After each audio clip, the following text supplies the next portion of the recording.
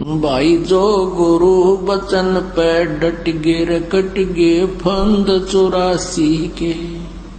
भाई जो गुरु बचन पे डट गे रकट गे फंद 84 के।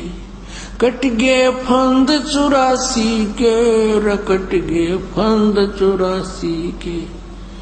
भाई जो गुरु बचन पे डट गे रकट गे फंद 84 के।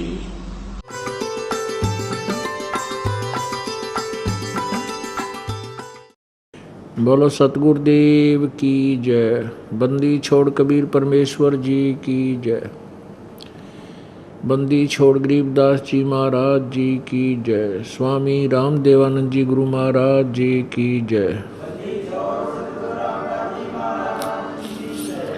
सर्व संतों की जय, सर्व भक्तों की जय, धर्मी पुरुषों की जय।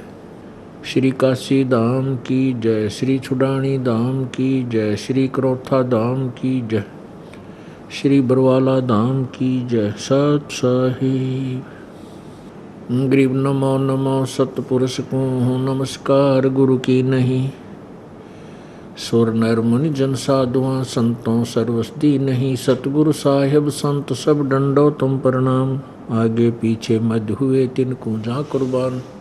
नराकार निर्विषम काल जाल भय भंजनम निर्लेपम निज निर्गुणम अकलनु बेसंधुनम। सोहम सुरति समापितम सकल समाना निर्तलय उज्ज्वल हिरंबर हरदमम बेपरवा अथा है वार पार नहीं मध्यतम।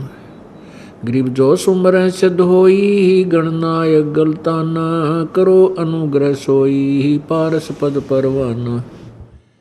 आदि गणेश मनाऊं गणनायक देवन देवा चरण कमल लो लाऊं आदंत करूं सेवा। परम शक्ति संगीतम रिद्धि सिद्धिदाता सोई अवगत गुण अतीतम सत्य पुरुष निर्मोही जगदम्बा जगदीशम। मंगल रूप मुरारी तन मन अर्पों शेषम भक्ति मुक्ति भंडारी। सुर नर मुनि जन ध्यावे ब्रह्मा विष्णु महेशा शेष सहस मुख गावे पूज्य आदि गणेशा। इंद्र कुबेर सरीखा वरुण धर्म राय ध्यावे समर्थ जीवन जी का मन इच्छा फल पावे। 33 कोटि आधारा ध्यावे 88 उत्तर बहुत जल पारा कट है यम की फांसी। 33 कोटि आधारा ध्यावे 88 उत्तर बहुत जल पारा कट है यम की फांसी। सत साहिब कर जोरूं विनती करूं दरूं चरण पर शीश। गुरु जी राम देवानंद जी महाराज ने दियो नाम बख्शीश। कोटि कोटि सिजदा करूं कोटि कोटि प्रणाम। चरण कमल में राखियो मैं बंदी जाम गुलाम। कुत्ता तेरे दरबार का मोतिया मेरा नाम। गले प्रेम की जेवड़ी झांखें चो वहाँ जाऊं। तो करो तो बावड़ूं दूर दूर करो तो जाऊं। जो राखो तो ही रहूं जो देवो सो खाऊं। जय इब कै सतगुरु मिले सब दुख आँखों रो। चरणों ऊपर शीस धरूं कहूँ जो कहनी हो। कबीर साईं मिलेंगे पूछेंगे कुशलात। आद अंत की सब कहूँ अपने दिल की बात। गुरु जी तुम ना भूलियो, चाहे लाख लोग मिल जाही, हमसे तुमको बहुत है, तुमसे हमको नहीं। तुमरे विसारे क्या बने, मैं किसकी शरण में जाऊं। शिव ब्रंच मुनि नारदा, तिनके हृदय न समाऊं। अवगुण किए तो बहुत किए, करत न मानी हार। बावे बंदा बख्श दियो, बावे गर्दन उतार। अवगुण मेरे बाप जी, बख्शो गरीब नवाज। जो मैं पूत कपूत हूँ, बोर पिता को लाज। मैं अपराधी जन्म का, नक्शक बरे विकार। तुम दाता दुखी भंजना, मेरी करो संभार।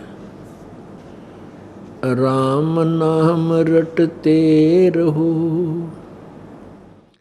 राम नाम रटते रहो, जब तक घट में प्राण। कब हो तो दीन दयाल के, बनक पड़ेगी कौन।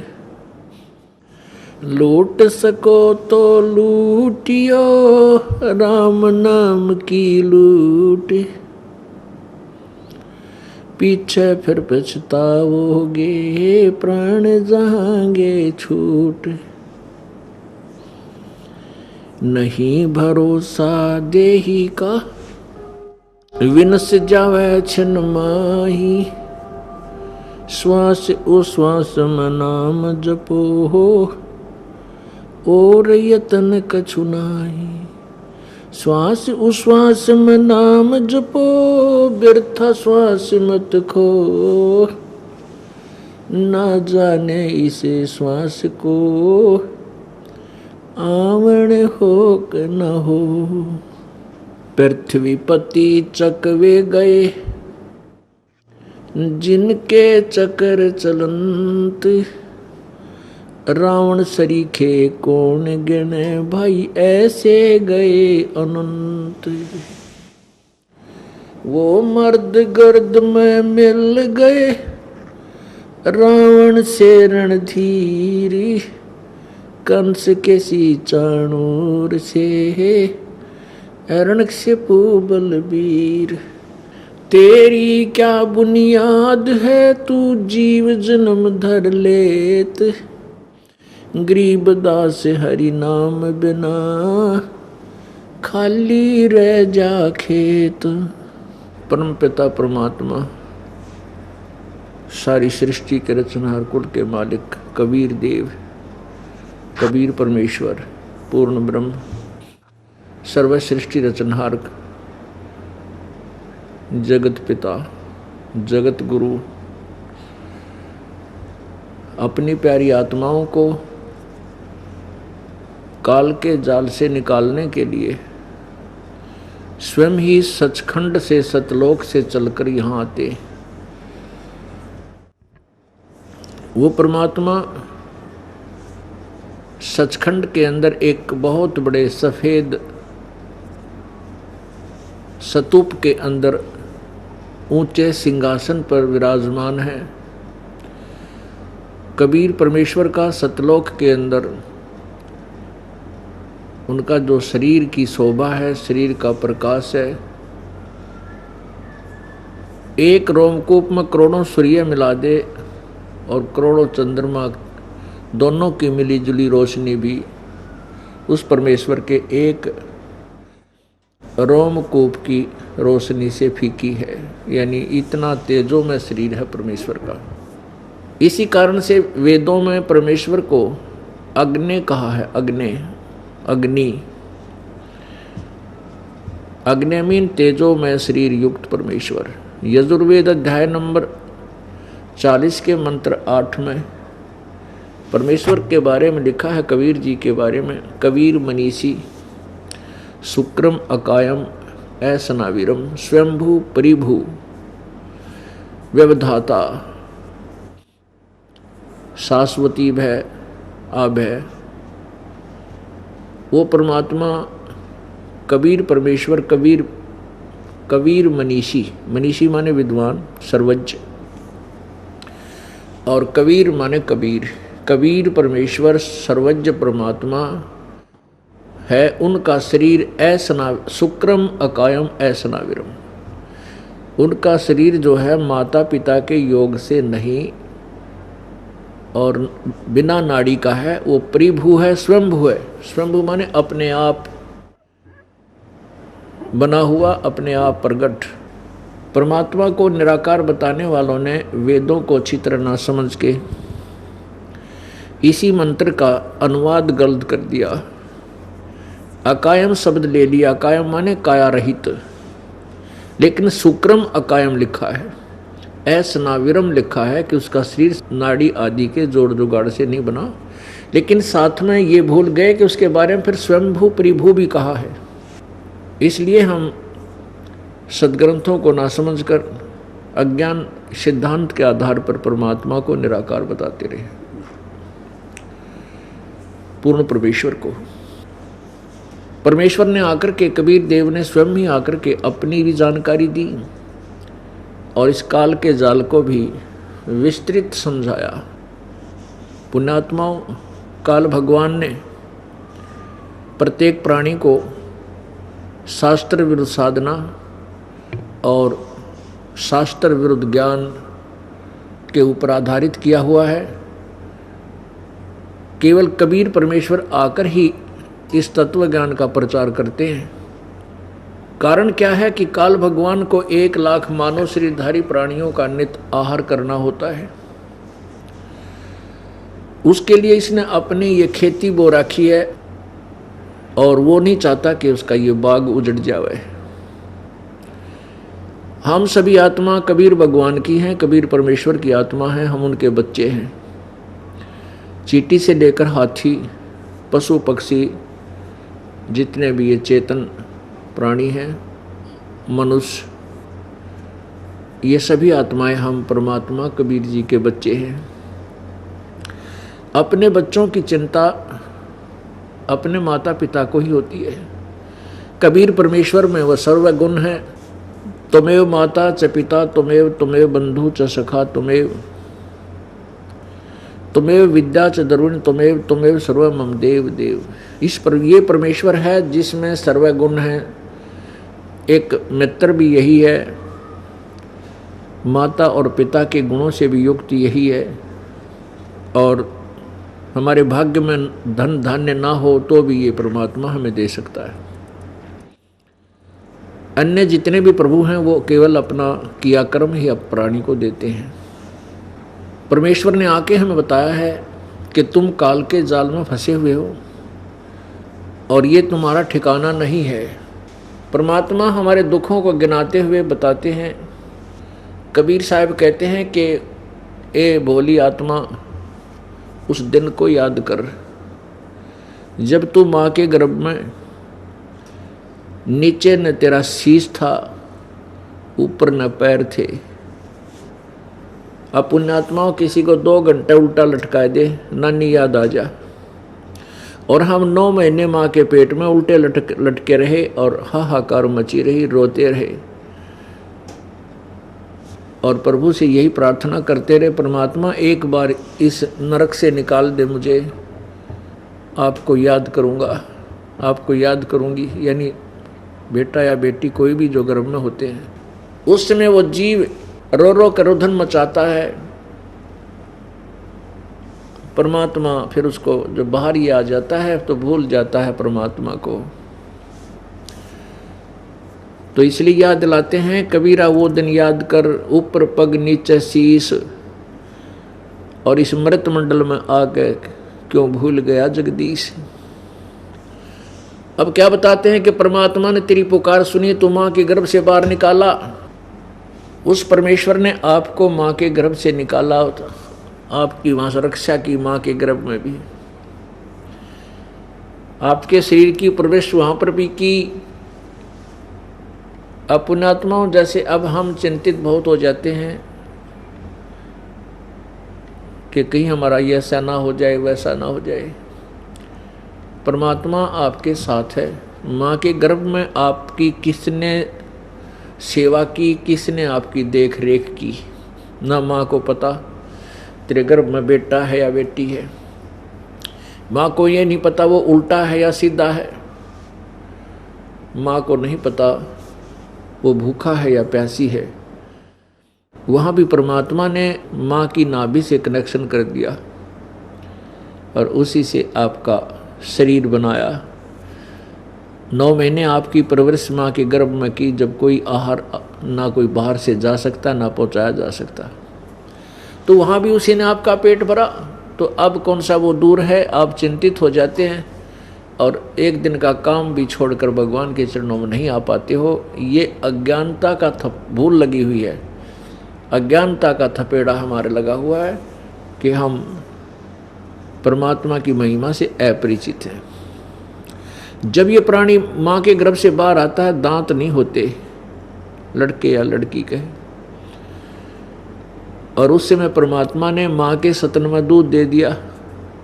और उससे पहले 1-2 ग्राम दूध नहीं था माँ के स्तन में, और जो ही बच्चा बाहर आता है इतना दूध दे देता है परमात्मा के, प्योर जूठा छोड़ा है। 9 महीने आपकी परवरिश माँ के गर्भ में की, जब कोई आहार ना कोई बाहर से जा सकता, ना पहुँचाया जा सकता। तो वहाँ भी उसी ने आपका पेट भरा। तो अब कौन सा वो दूर है। आप चिंतित हो जाते हैं और एक दिन का काम भी छोड़कर भगवान के चरणों में नहीं आ पाते हो। ये अज्ञानता का भूल लगी हुई है, अज्ञानता का थपेड़ा हमारे लगा हुआ है कि हम परमात्मा की महिमा से अपरिचित हैं। जब ये प्राणी माँ के गर्भ से बाहर आता है, दांत नहीं होते, लड़के या लड़की के, और उस समय परमात्मा ने माँ के स्तन में दूध दे दिया।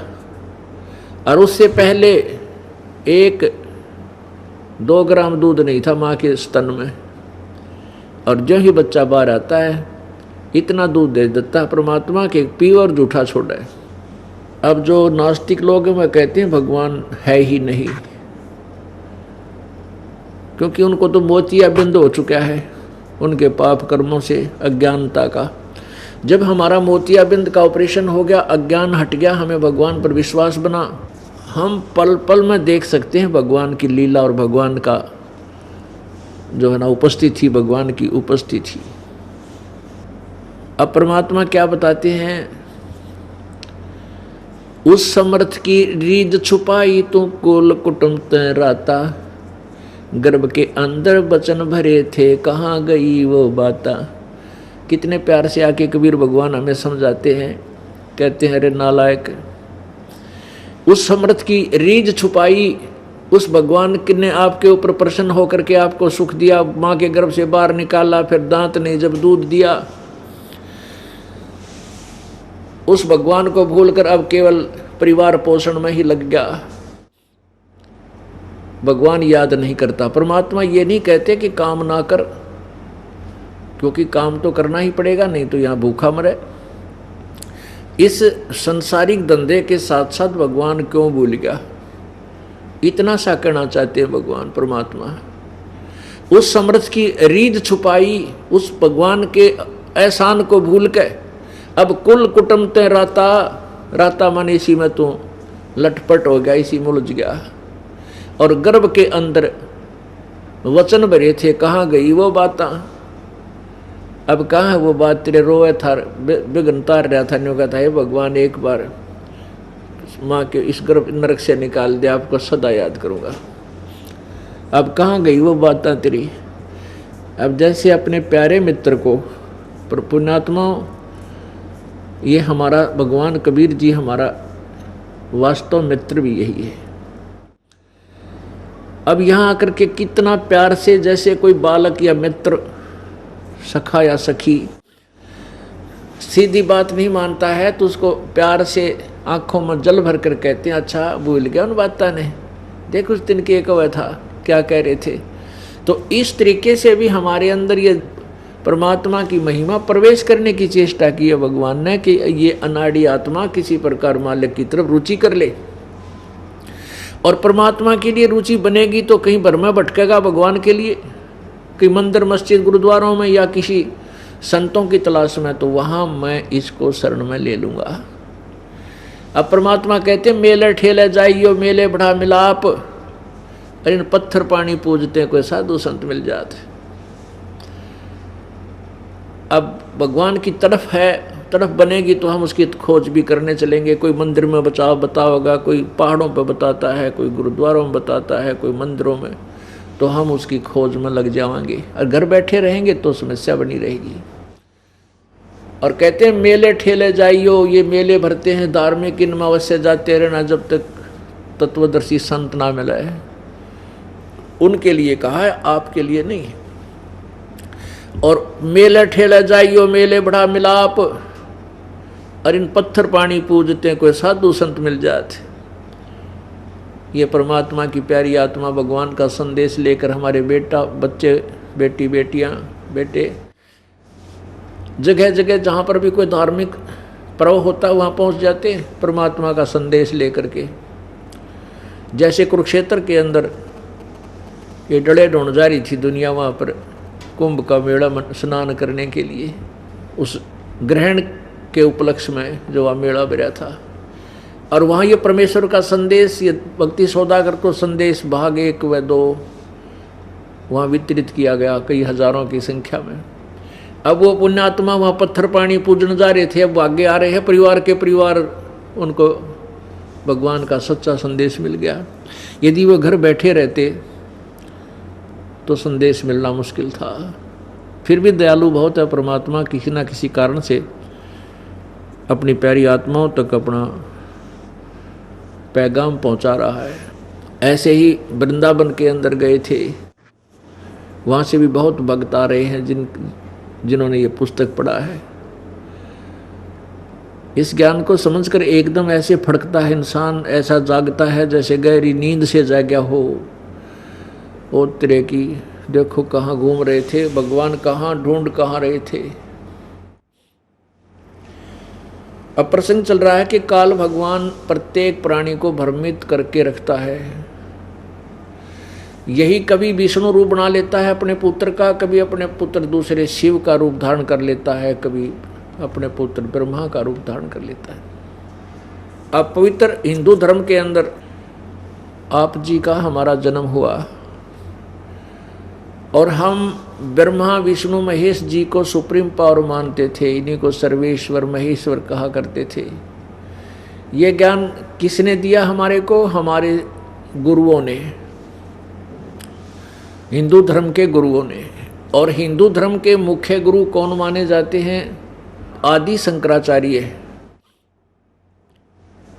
आदि शंकराचार्य जी को हिंदू धर्म का प्रथम गुरु माना जाता है, जो लगभग 2500 वर्ष पहले उनका जन्म हुआ था। वो शंकर जी के अवतार माने जाते हैं। उस समय भारतवर्ष के अंदर धार्मिकता का अंत होने जा रहा था, नास्तिकता फैल रही थी। जैसे बौद्ध धर्म का प्रचार जोर शोर से हो चुका था। बौद्ध धर्म उर्फ नास्तिक,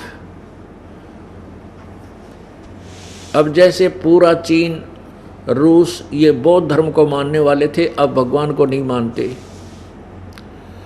और यही आग पवित्र भारतवर्ष में भी लगने वाली थी। उसी समय भगवान शंकर जी के लोग थे, भगवान शंकर जी की कोई विशेष आत्मा, विशेष गण, विशेष भक्त आदि शंकराचार्य के रूप में उनका जन्म हुआ। उन्होंने 8 वर्ष की आयु में ही दीक्षा ग्रहण कर ली थी और कुछ एक ग्रंथों को भी उन्होंने याद कर लिया था।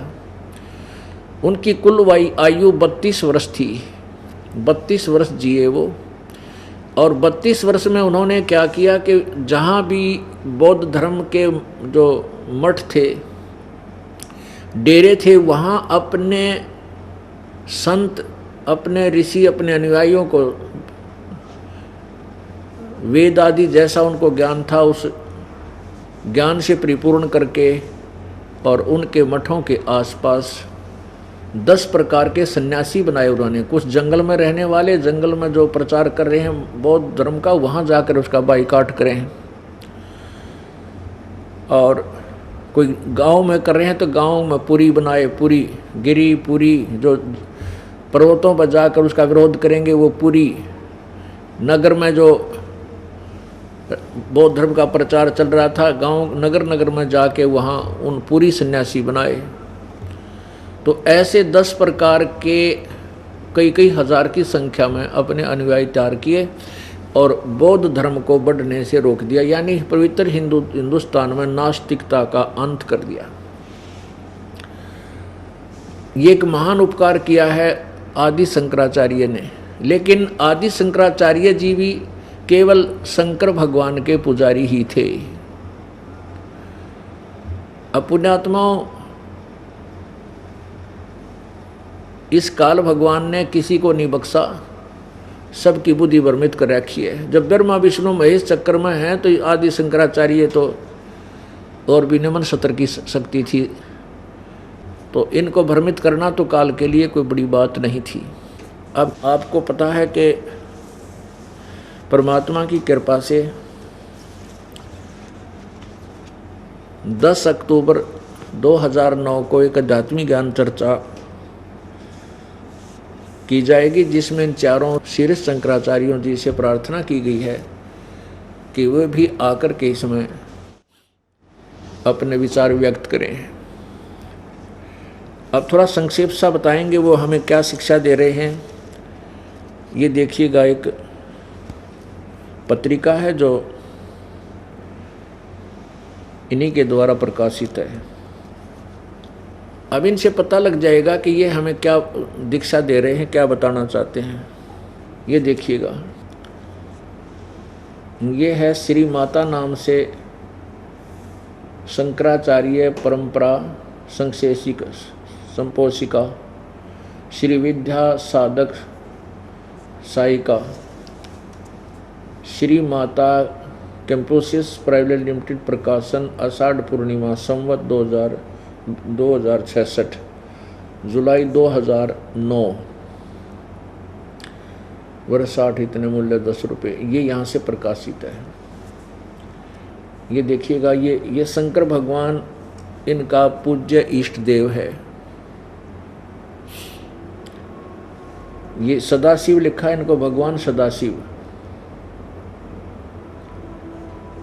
और ये वही भगवान है जो उमापति हैं। ये भगवान विष्णु, इसको नारायण बोलते हैं, नारायण।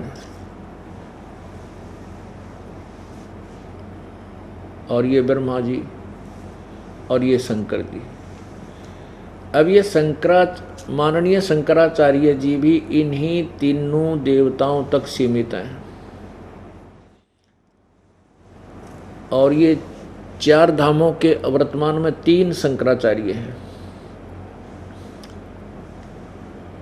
ये स्वामी स्वरूपानंद सरस्वती जी, ज्योतिष पीठाधीश्वर एवं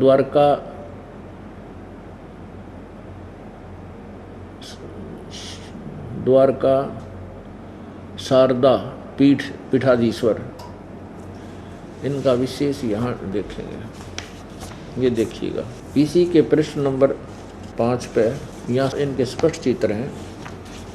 अनंत श्री विभूषित ज्योतिष एवं द्वारका शारदा पीठाधीश्वर जगत गुरु शंकराचार्य स्वामी श्री स्वरूपानंद सरस्वती जी के संचार कार्यक्रम, ये इनका विवरण दे रखा है। इनका हमने यहाँ देखना स्वरूप, ये महात्मा जी हैं और दूसरे हैं श्री स्वामी श्री निश्चलानंद सरस्वती जी, ये हैं गोवर्धन पीठाधीश्वर, अनंत श्री विभूषित गोवर्धन पीठाधीश्वर जगत गुरु शंकराचार्य। और तीसरे हैं ये श्रृंगेरी शारदा पीठ, श्रृंगेरी शारदा पीठाधीश्वर जगत गुरु शंकराचार्य जी। इनका नाम है स्वामी भारती तीर्थ जी। ये इनके नीचे थोड़ा सा दिखाएंगे। उमा महेश्वर व्रत के आयोजन के साथ ही चतुर्मास्य व्रत की समाप्ति होगी। उमा और महेश्वर इनके इष्ट हैं। अपुण्यात्मा समझदार को संकेत ही बहुत होता है। ये है महापुरुष जी, देखिएगा। ये है श्री स्वरूपानंद जी।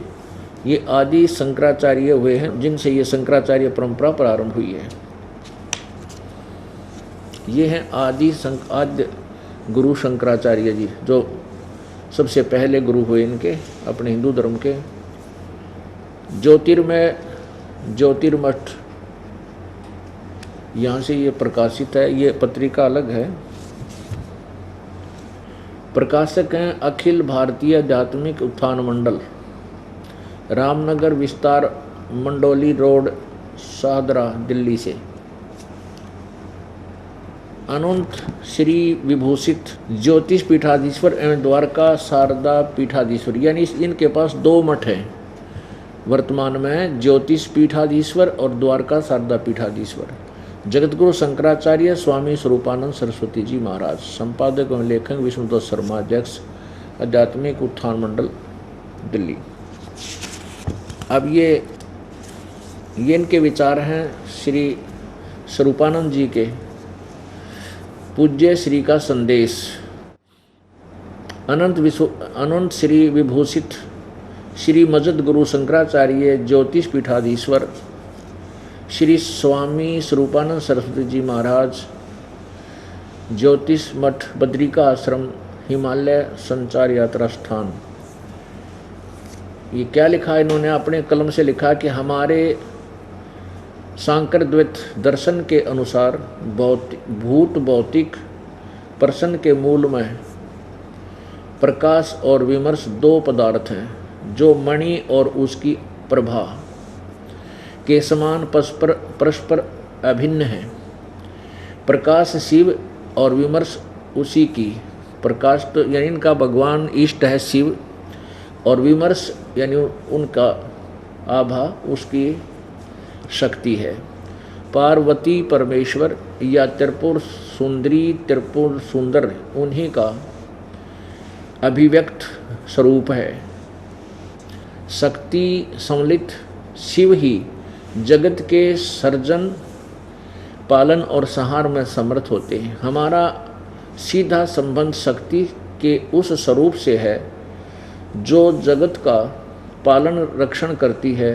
गंभीरता से देखने पर पता लगता है कि कोई अदृश्य शक्ति है जो पशु पक्षी कीट पतंग देवता दानव मानव में वात्सल्य और स्नेह उत्पन्न करके सबका रक्षण कर रही है, सबको आहार पहुंचा रही है। उसमें करुणा दया स्नेह और वात्सल्य का समुद्र उमड़ता रहता है। वही हमारी जगदम्बा है। उनके अनेक रूप हैं। हमारे पार्थिव शरीर की जन्मदात्री उन्हीं का एक अंश है।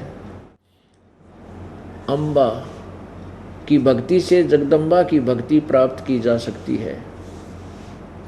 हम उनमें अध्याशक्ति का दर्शन करके आध्यात्मिक शांति तथा भौतिक सुख समृद्धि प्राप्त कर सकते हैं। माता हमारी देवता है। श्रुति कहती है कि ये उनका अर्थात माता को देवता मानने वाले बनो। स्वरूपानंद सरस्वती। अब ये है दुर्गा, जो श्री पीठाधीश्वर श्री स्वरूपानंद जी की पूज्य देवी है। यहाँ देखिएगा, श्री माता गिरजा देवी जी, ये गिरजा के उपासक हैं। कौन? अनंत श्री विभूषित ज्योतिष पीठाधीश्वर एवं द्वारका शारदा पीठाधीश्वर, यानी 2 मठों के मालिक जगतगुरु शंकराचार्य स्वामी श्री स्वरूपानंद सरस्वती जी महाराज की माता श्री, ये गिरजा जी यानी ये उमा यानी पार्वती के पुजारी हैं। ये है महात्मा श्री स्वरूपानंद जी, शंकराचार्य श्री स्वरूपानंद जी जगत गुरु। प्रातः स्मरणीय पूज्यपाद अनंत श्री विभूषित ज्योतिष पीठाधीश्वर एवं द्वारका शारदा पीठाधीश्वर जगत गुरु शंकराचार्य स्वामी श्री स्वरूपानंद सरस्वती जी महाराज, और ये पार्वती के पुजारी हैं। ये वही स्वरूपानंद जी हैं। भगवती राजेश्वरी त्रिपुर सुंदरी, ये वही है जिसके जैसे ये समझो इनका वही रूप है। ये 4 भुजा भी कर सकती हैं। श्री माता गिरजा देवी जी, ये श्री स्वरूपानंद जी महाराज की माता श्री, ये गिरजा। यहाँ आपने पढ़ाई था कि ये खुद कह रहे हैं कि मेरी जो पूजा है पार्वती परमेश्वर या त्रिपुर सुंदरी, त्रिपुर सुंदर यानी पार्वती और शिव की पूजा करते हैं। ये क्या बताते हैं, इसी के उसके भीतर कल यहाँ बता रहे वो कहाँ रहती है, उसके भीतर कलवृक्ष के नीचे माँ राजेश्वरी का ब्रह्म सिंहासन है, उसमें विराजमान होकर वे अखिल ब्रह्मांडों का संचालन ब्रह्मा विष्णु ईश्वर और सदाशिव को शक्ति देकर करती है। अब देखिएगा चारों पीठाधीश्वरों के नाम। विनियोग विश्व के अप्रतिम दार्शनिक सत्य सनातन धर्म के संरक्षक षण्मत प्रथम प्रस्थानाचार्य वेदांत केशरी अद्वैत मार्तंड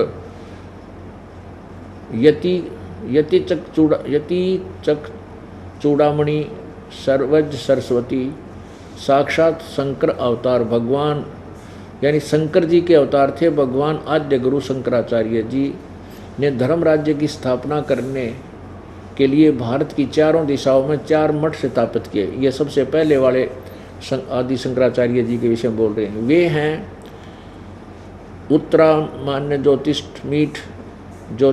मठ, उत्तरांचल दक्षिणायम नाय श्रृंगेरी कर्नाटक, पश्चिम मानाय द्वारका शारदा, ये 4 लिख रखे। गुजरात में एवं पूर्वम नाय पुरी मठ उड़ीसा, ये चारों का नाम लिखा है कि जैसे उत्तरांचल में तो श्रृंगेरी, पश्चिम में द्वारका मठ शारदा मठ गुजरात में, और पुरी में मठ उड़ीसा में। ये 4 मठ स्थापित किए हैं। जैसे ज्योतिष मठ उत्तरांचल में और श्रृंगेरी मठ कर्नाटक दक्षिण में, और पश्चिम में द्वारका शारदा मठ जो गुजरात में है, और पूर्व में पुरी मठ जो उड़ीसा में। इन मठों पर तपस्वी विरक्त वेदांग विशारद सभी शास्त्रों के योगज्ञ विद्वान ही समासीन हों। इस व्यवस्था के लिए मठामनाय महाअनुशासन की रचना की। ये परंपरा युगों से चली आ रही है। अब वर्तमान में ज्योतिष मठ बद्रिकाश्रम एवं द्वारका मठ शारदा मठ के जगतगुरु शंकराचार्य अनंत श्री विभूषित स्वामी श्री स्वरूपानंद सरस्वती जी महाराज हैं। दोया कहते ये स्वरूपानंद जी हैं। और पुरी के शंकराचार्य परम पूज्य अनंत श्री विभूषित श्री निश्चलानंद जी हैं, सरस्वती जी महाराज हैं। एवं श्रृंगेरी मठ के शंकराचार्य परम पूज्य अनंत श्री विभूषित स्वामी श्री राम भारती तीर्थ जी महाराज हैं। अब पुण्यात्माओं, आपको चारों मठों के शंकराचार्यों के रूबरू करा दिया, और ये हमें क्या ज्ञान दे रहे हैं, इससे भी आप परिचित हो गए कि ये शंकर भगवान को अपना इष्ट मानते हैं। और चारों शीर्ष शंकराचार्यों ने प्रत्येक एक वेद को अपनाया है, और एक वेद के ये पढ़ने वाले माने गए हैं कि एक वेद को वो पढ़ेंगे, एक वेद को, चारों को एक वेद दे रखा है। हमने इनके शास्त्रों को मंगाया है, सदग्रंथों को मंगाया है, तो उन्होंने इसका कहीं अनुवाद नहीं किया, केवल ज्यों का तो संस्कृत में ही पर उसमें छापा हुआ है, हिंदी भाषा भी नहीं कर रखा, हिंदी भाषा में अनुवाद नहीं किया हुआ है। अब पुण्यात्माओं, इन चारों शीर्ष शंकराचार्य जियों को इसलिए आमंत्रित किया गया है कि इस दास ने जो सदग्रंथों को समझा है, ये उसको देखें कि कहीं मैं गलत तो नहीं कह रहा हूँ, कहीं मेरे से कोई भूल तो नहीं बनी है सदग्रंथों को समझने में। और ये हमारे पवित्र हिंदू धर्म के प्रधान हैं और इनके द्वारा दिया गया निर्णय प्रत्येक व्यक्ति को स्वीकार्य होता है। हमारा उद्देश्य ये है कि ये शंकराचार्य जी मुझ दास द्वारा समझे गए सदग्रंथों को ये बताएं कि ये मैं इस दास ने इनको ठीक से जाना है या कोई त्रुटि रही है। यदि कोई त्रुटि इनको लगेगी तो वो हमें बताएंगे कि आपने इनको ऐसा नहीं जाना, उसको फिर पुनर्विचार किया जाएगा। जैसा कि ये चारों शीर्ष शंकराचार्य, माननीय शंकराचार्य, आदरणीय शंकराचार्य जी भगवान शंकर सदाशिव को अपना परम देव मानते हैं और यही सदाशिव काल है और ये दुर्गा जो है इस सदाशिव की पत्नी है। यही सदाशिव काल जो है ब्रह्मा रूप धारण कर लेता है, यही विष्णु रूप धारण कर लेता है और इसी ने ये जाल फैला रखा है। इस सदाशिव के जाल से निकलकर हम सुखी होंगे,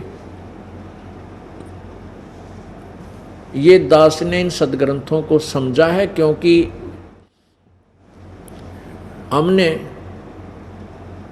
उस सच्चिदानंद घन की वाणी को जाना है, जिसके विषय में पवित्र श्रीमद् भगवत गीता जी अध्याय नंबर 4 के श्लोक नंबर 32 में कहा है कि जैसे अध्याय नंबर 4 के श्लोक 25 से लेकर 31 तक जो विवरण दिया गया है कि कोई तो साधना देवताओं की करता है, कोई केवल योग आसन करके ही अपनी इसको भक्ति को मानता है, कोई निराहार रह करके अल्पाहारी, और कोई तीक्ष्ण व्रत करता है, अहिंसावादी व्रत करके, कोई स्वाध्याय करके ही अपने क्रियाओं को, अपनी साधना को करता है और उसको मोक्ष दायक और पाप नाशक जान के करते हैं। चौथे अध्याय के 32वें श्लोक में बताया है कि इस प्रकार के बहुत से धार्मिक अनुष्ठानों की जानकारी, यज्ञों की जानकारी सच्चिदानंद घन ब्रह्म की वाणी में अनुवादकर्ताओं ने वेद की वाणी लिख दिया। वेद की वाणी नहीं है, वेद की वाणी तो गीता जी में बोली ही जा रही है, जो चारों वेदों का सारांश है, उसमें लिखा है सच्चिदानंद घन की वाणी। अब ये देखिएगा कि इन सदग्रंथों का अनुवाद भी ये ठीक से नहीं कर पाए। ये है श्रीमद् भगवत गीता, गीता प्रेस गोरखपुर से प्रकाशित है और अनुवादक हैं जयदयाल गोविंद का। अध्याय नंबर 4 का श्लोक नंबर 34 हम लेंगे। ये 25 से 31 तक तो ये बताया है कोई ऐसी पूजा करता है, कोई ऐसी पूजा करता है। एक थोड़ी सी झलक आपको देंगे इसकी। अध्याय नंबर 4 का ये 25 में कहा है कि दूसरे योगीजन देवताओं के पूजन रूपी यज्ञ का ही भली भांति अनुष्ठान करते हैं। कुछ तो देवताओं की पूजा करते हैं, कोई और अन्य परब्रह्म परमात्मा रूप अग्नि में यज्ञों का ही आत्म रूप यज्ञ का हवन करते हैं। दूसरे योगीजन श्रोत्र आदि यानी कानों आदि समसिद्धरियों को संयम रूप नाक बंद कर, कान आँख बंद करके, यानी उसी को साधना करते हैं। हवन माने साधना करते हैं। दूसरे शब्द आदि यानी समस्त विषयों को यानी केवल संयम करने में लगे रहते हैं। और कुछ योगी जन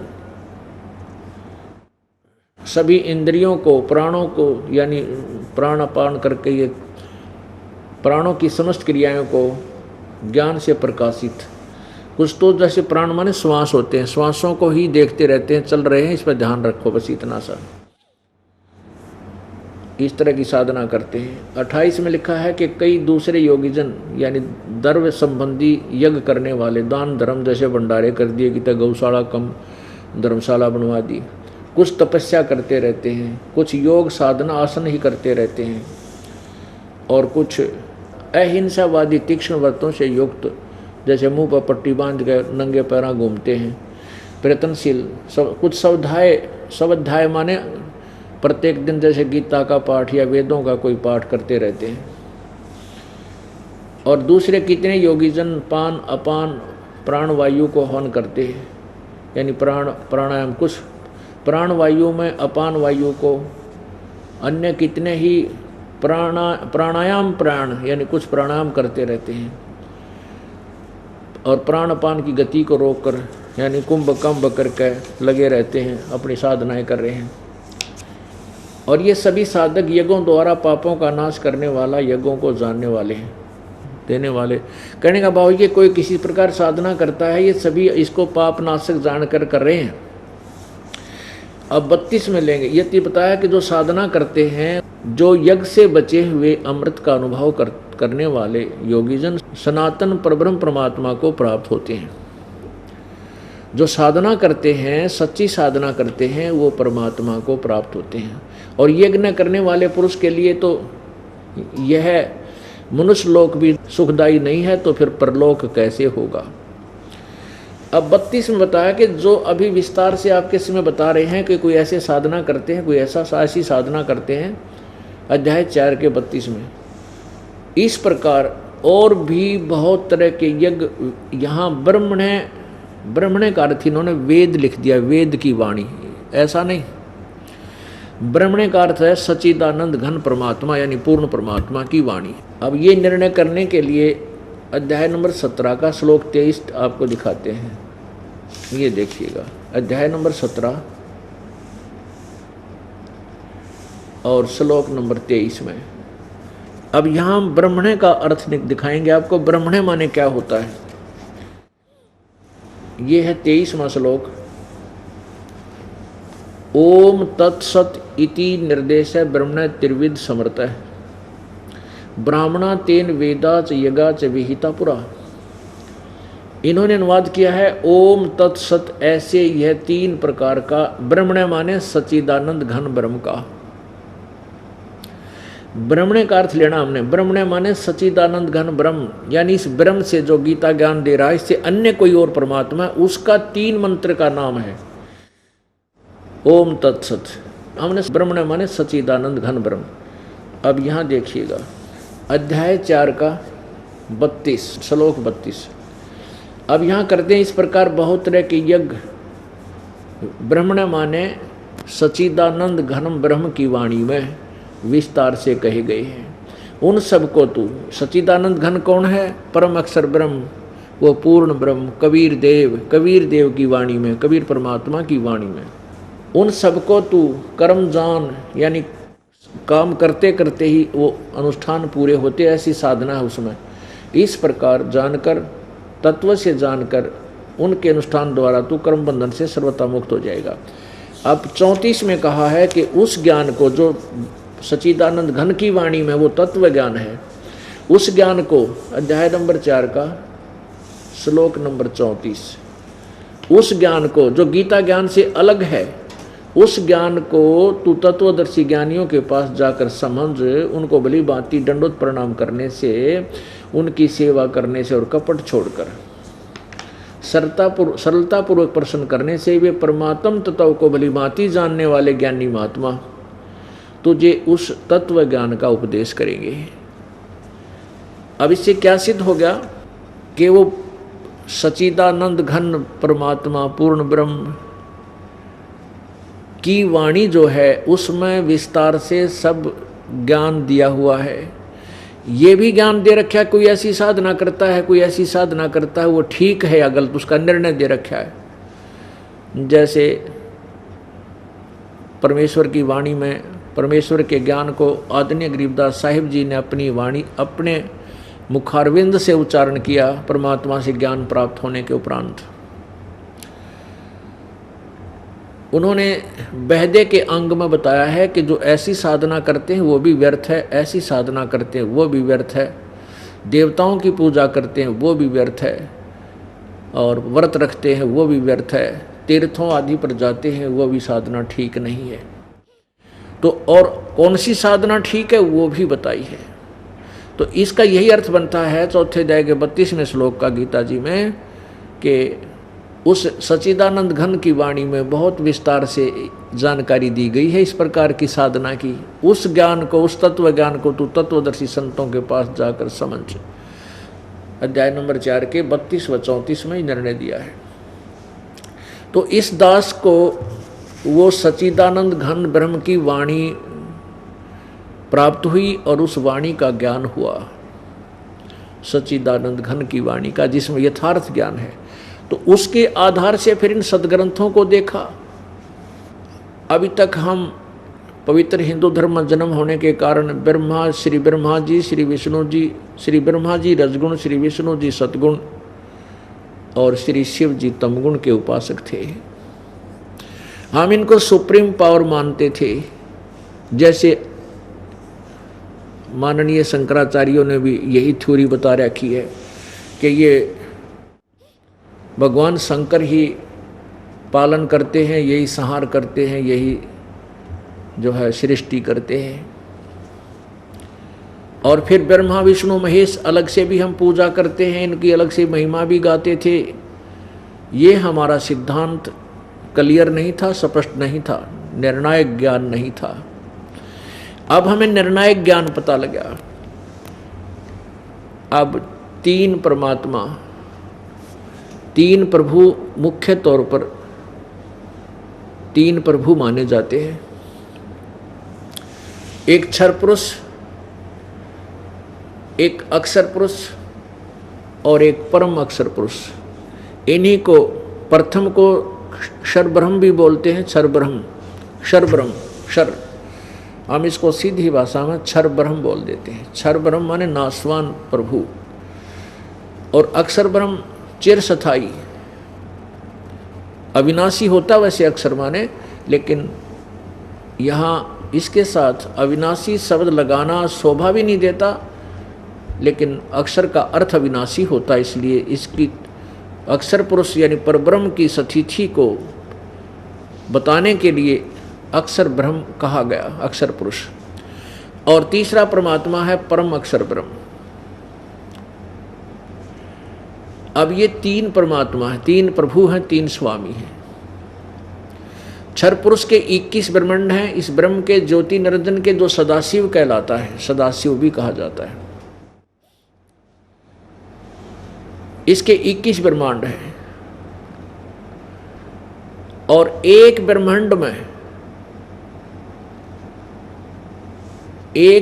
में ये स्वयं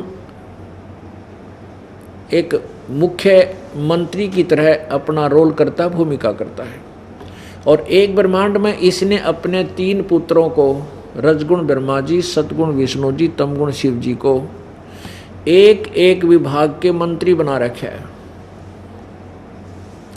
रजगुण विभाग के श्री ब्रह्मा जी, सतगुण विभाग के श्री विष्णु जी और तमगुण विभाग के श्री शंकर जी, शिव जी। अब इन तीनों मंत्रियों को इसने उत्पत्ति, सतिथि और संहार की 3 ड्यूटी दे रखी है। और ये काल, ये सदाशिव, ये इसको शराप लगा हुआ 1 लाख मानव शरीरधारी प्राणियों का नित्य आहार करने का। उसके लिए इसने सारी व्यवस्था करवा रखी है। अब हम इस दास ने जो सदग्रंथों को समझा है वो आपके प्रत्यक्ष करना चाहता है। 3 प्रभु हैं, ब्रह्म, परब्रह्म और परम अक्षर ब्रह्म। इन्हीं को क्षर ब्रह्म, अक्षर ब्रह्म और परम अक्षर ब्रह्म, इन्हीं को प्रथम को क्षर पुरुष और द्वितीय भगवान को अक्षर पुरुष और तृतीय को परम अक्षर पुरुष, इन उपमाओं से जाना जाता है। अब क्षर पुरुष के 21 ब्रह्मांड हैं, अक्षर पुरुष के 7 संख्य ब्रह्मांड हैं और परम अक्षर ब्रह्म के असंख्यों ब्रह्मांड हैं। इन सब के ऊपर ये कुल का मालिक है। परम अक्षर ब्रह्म सबका मालिक है, जिसमें 7 संख्य ब्रह्मांड अक्षर पुरुष के और 21 ब्रह्मांड इस क्षर पुरुष के, ये सब इंक्लूड हैं। अब पहले हम दास आपको ये बताना चाहता है कि हमने क्या समझा है सदग्रंथों को, भगवान की परिभाषा को कैसे समझा है। परिभाषा प्रभु की, जैसे एक विभाग में साहब होते हैं, अधिकारी होते हैं, उनको साहब बोलते हैं। जैसे तहसीलदार साहब, फिर एसडीएम साहब, फिर डीसी साहब, फिर कमिश्नर साहब, फिर मंत्री साहब, फिर मुख्यमंत्री साहब, फिर प्रधानमंत्री साहब, ये सभी साहब हैं। लेकिन इन साहबों की शक्ति में बहुत अंतर है, साहब सभी कहलाते हैं। ठीक इसी प्रकार श्री ब्रह्मा रजगुण जी, श्री ब्रह्मा जी रजगुण, श्री विष्णु जी सतगुण और श्री शिव जी तमगुण, ये भी राम हैं, ये भी स्वामी हैं। लेकिन एक ब्रह्मांड में एक एक विभाग के मंत्री हैं, ये साहब हैं, ये भी मालिक हैं। ये देखिएगा एक ब्रह्मांड का चित्र, एक ब्रह्मांड का लघु चित्र, ये सारा एक ब्रह्मांड है। ये देखिएगा, ये 3 लोक हैं, स्वर्गलोक, पृथ्वीलोक और ये पाताल लोक। इन 3 लोकों के ऊपर ये श्री ब्रह्मा जी, श्री विष्णु जी और शिव जी, इन 3 लोकों पर, पृथ्वीलोक, पाताल लोक और ये कॉमन स्वर्ग है, इनके ऊपर एक एक विभाग के स्वामी हैं, प्रभु हैं, मंत्री हैं। ये भी साहब हैं, ये भी राम हैं, ये भी प्रभु हैं। इतने राम हैं। इसके बाद ये एक ब्रह्मलोक है, ये सारा ब्रह्मलोक कहलाता है। और ये धर्मराज का लोक है, ये अलग से स्वतंत्र है, वैसे इसके अधीन है, ये काल के अधीन है, ब्रह्म के अधीन है, ये अलग रखा हुआ। ये एक ब्रह्मलोक जो आपने ये ब्रह्मलोक देखा, इसका ही अलग से दिखाते हैं, विस्तृत, थोड़ा सा इम्प्रूव किया हुआ। ये ब्रह्मलोक का लघु चित्र, ये देखिएगा, इसमें आपको साफ दिखाई देगा ये महाइंद्र द्वीप, नकली सतलोक, नकली अलकलोक, नकली अगमलोक, नकली अनामीलोक। इस काल ने ये दुर्गा से बनवा रखे हैं, इसने धोखा दे रखा है, सतलोक की नकल बनवा दी यहाँ पर सचखंड की, और जीव को धोखे में डाले रखने के लिए। और ये ऊपर रहता है ये सदाशिव, ये काल 3 रूपों में है।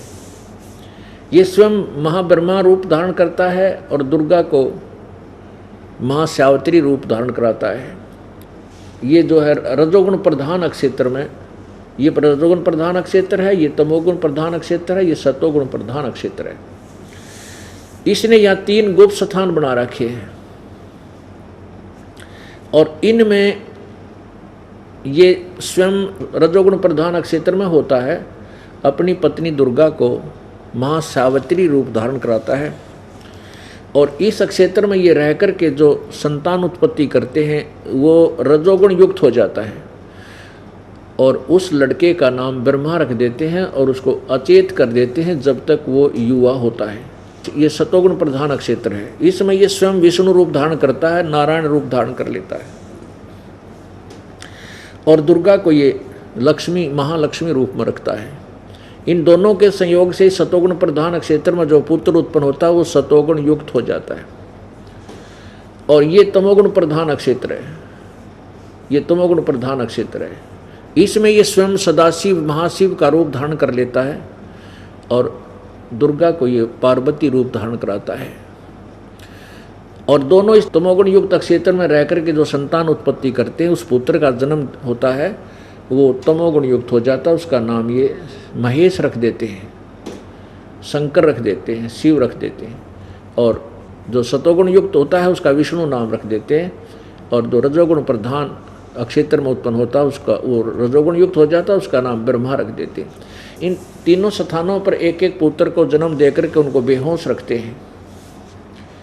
और फिर जब वो युवा हो जाते हैं, ब्रह्मा को कमल के फूल पर और विष्णु को शेषशैया पर और शंकर को कैलाश पर्वत पर सचेत करके इन तीनों को इकट्ठा कर देते हैं।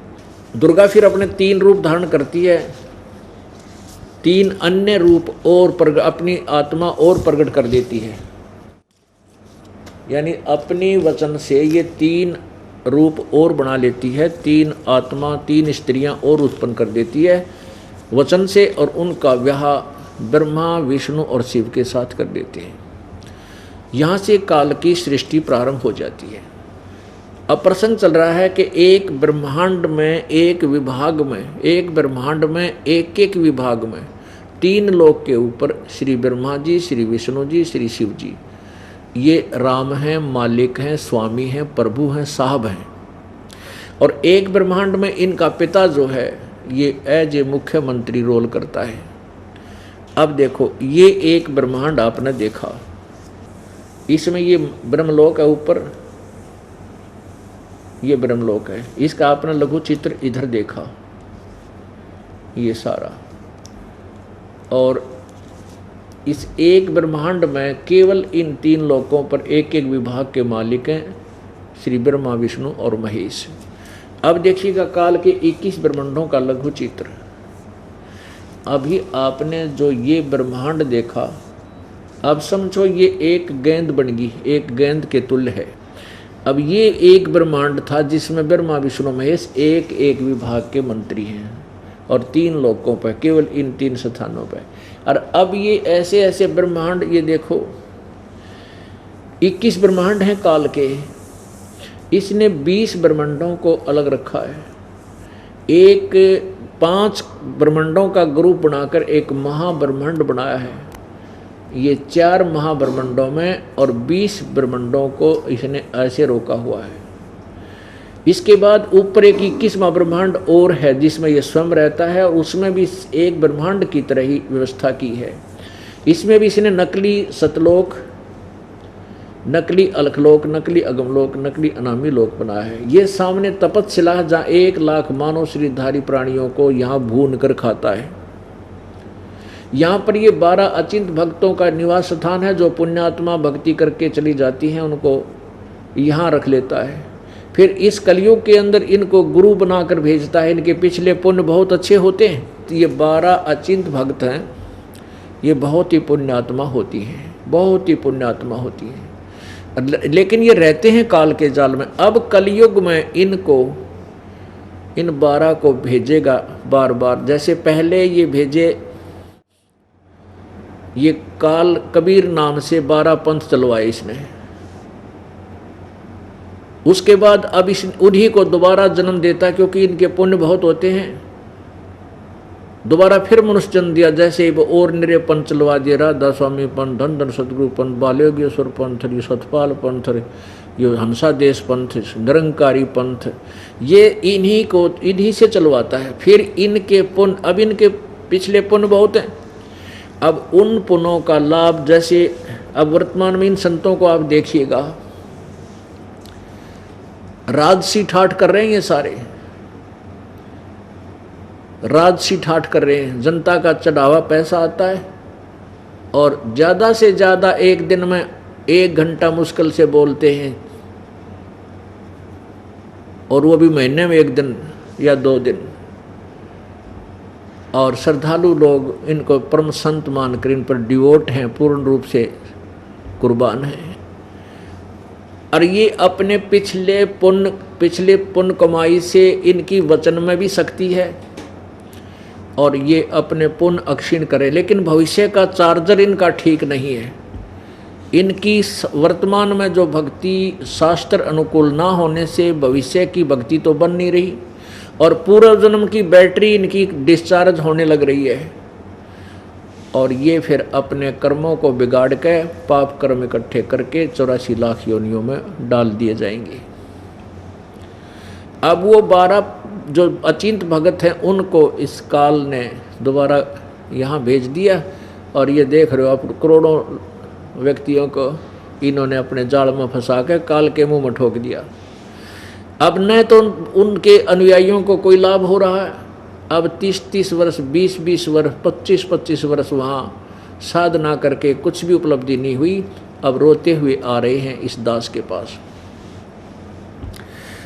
अब हमारा प्रसंग चल रहा है इन प्रभुओं की सतिथि बताने का। अब आपने देखा, ये देखिएगा, ये 21 ब्रह्मांड हैं ज्योति निरंजन काल के, ये देखिएगा ज्योति निरंजन काल ब्रह्म के लोक, अर्थात 21 ब्रह्मांड का लघु चित्र, ये देख लिया आपने। ये देखा था एक ब्रह्मांड जिसमें ब्रह्मा विष्णु महेश केवल इस स्वर्ग, पृथ्वीलोक और पाताल लोक पर एक एक विभाग के मालिक है। अब ये एक ब्रह्मांड, ऐसे ऐसे 5 ब्रह्मांडों का एक महाब्रह्मांड, ये 20 ब्रह्मांड यहाँ पर और 21 माया, ये है, इतना ही है ब्रह्म का युग, काल ब्रह्म के लोग। अब देखना, अब पुण्यात्मा और सतिथि अपने आप समझ में आ जाएगी। ये देखिएगा, ये हैं 21 ब्रह्मांड काल के जो आपने अभी देखे थे, ये वाले, ये अब ये कि इनकी स्थिति क्या आ गई, ये देखो, बस इतना सा रह गई है। और ये 7 शंख ब्रह्मांड हैं इस परब्रह्म यानी अक्षर पुरुष के, ये 7 शंख ब्रह्मांड। और ये देखना असंख्य ब्रह्मांड, ये सारे मिला करके ये असंख्य ब्रह्मांड, और जिसमें ये 7 शंख ब्रह्मांड अक्षर पुरुष के और 21 ब्रह्मांड ये अक्षर पुरुष के, अक्षर पुरुष के, ये सब मिला करके ये है कुल का मालिक। ये परम अक्षर ब्रह्म है, ये परम अक्षर ब्रह्म है, ये है परम अक्षर ब्रह्म। अब 3 परमात्मा इस दास ने आपके समक्ष सार्वजनिक किए। अब ये तो है एक वर्बली यानी मौखिक कथा आपको दास सुना रहा है, लेकिन इनका प्रमाण कहाँ से चाहिए हमें, ताकि हम इसको दृढ़ सच्चाई को सत्य माने। हमारे सदग्रंथों में पवित्र श्रीमद् भगवत गीता आपको इन 3 भगवानों का प्रमाण देवेगी,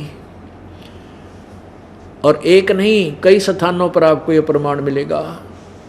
गीता जी अध्याय नंबर 15 के श्लोक नंबर 1 में कहा है कि ऊपर को जड़ वाला, मूल वाला, और नीचे को तीनों गुण रूपी शाखा वाला ये संसार रूपी वृक्ष, पीपल का वृक्ष समझो जानो। और जो संत इस संसार रूपी वृक्ष के सभी विभागों को भिन्न भिन्न बतावेगा, भाई जड़ कौन है, मूल कौन है, यानी सारी ब्रह्मांडों का पालन पोषण करने वाला परमात्मा कौन है, जिसको मूल भगवान कहते हैं, जड़। और तना कौन है उस वृक्ष का, संसार रूपी वृक्ष का, और डार कौन है, मोटी डार, और शाखा कौन है, और पत्ते कौन है। जो ये बता दे सवेदवित व तत्वदर्शी संत है। गीता जी अध्याय नंबर 15 के श्लोक नंबर 1 में कहा है कि ऊपर को जड़ वाला, मूल वाला, और नीचे को तीनों गुण रूपी शाखा वाला ये संसार रूपी वृक्ष, पीपल का वृक्ष समझो जानो। और जो संत इस संसार रूपी वृक्ष के सभी विभागों को भिन्न भिन्न बतावेगा, भाई जड़ कौन है, मूल कौन है, यानी सारी ब्रह्मांडों का पालन पोषण करने वाला परमात्मा कौन है, जिसको मूल भगवान कहते हैं, जड़।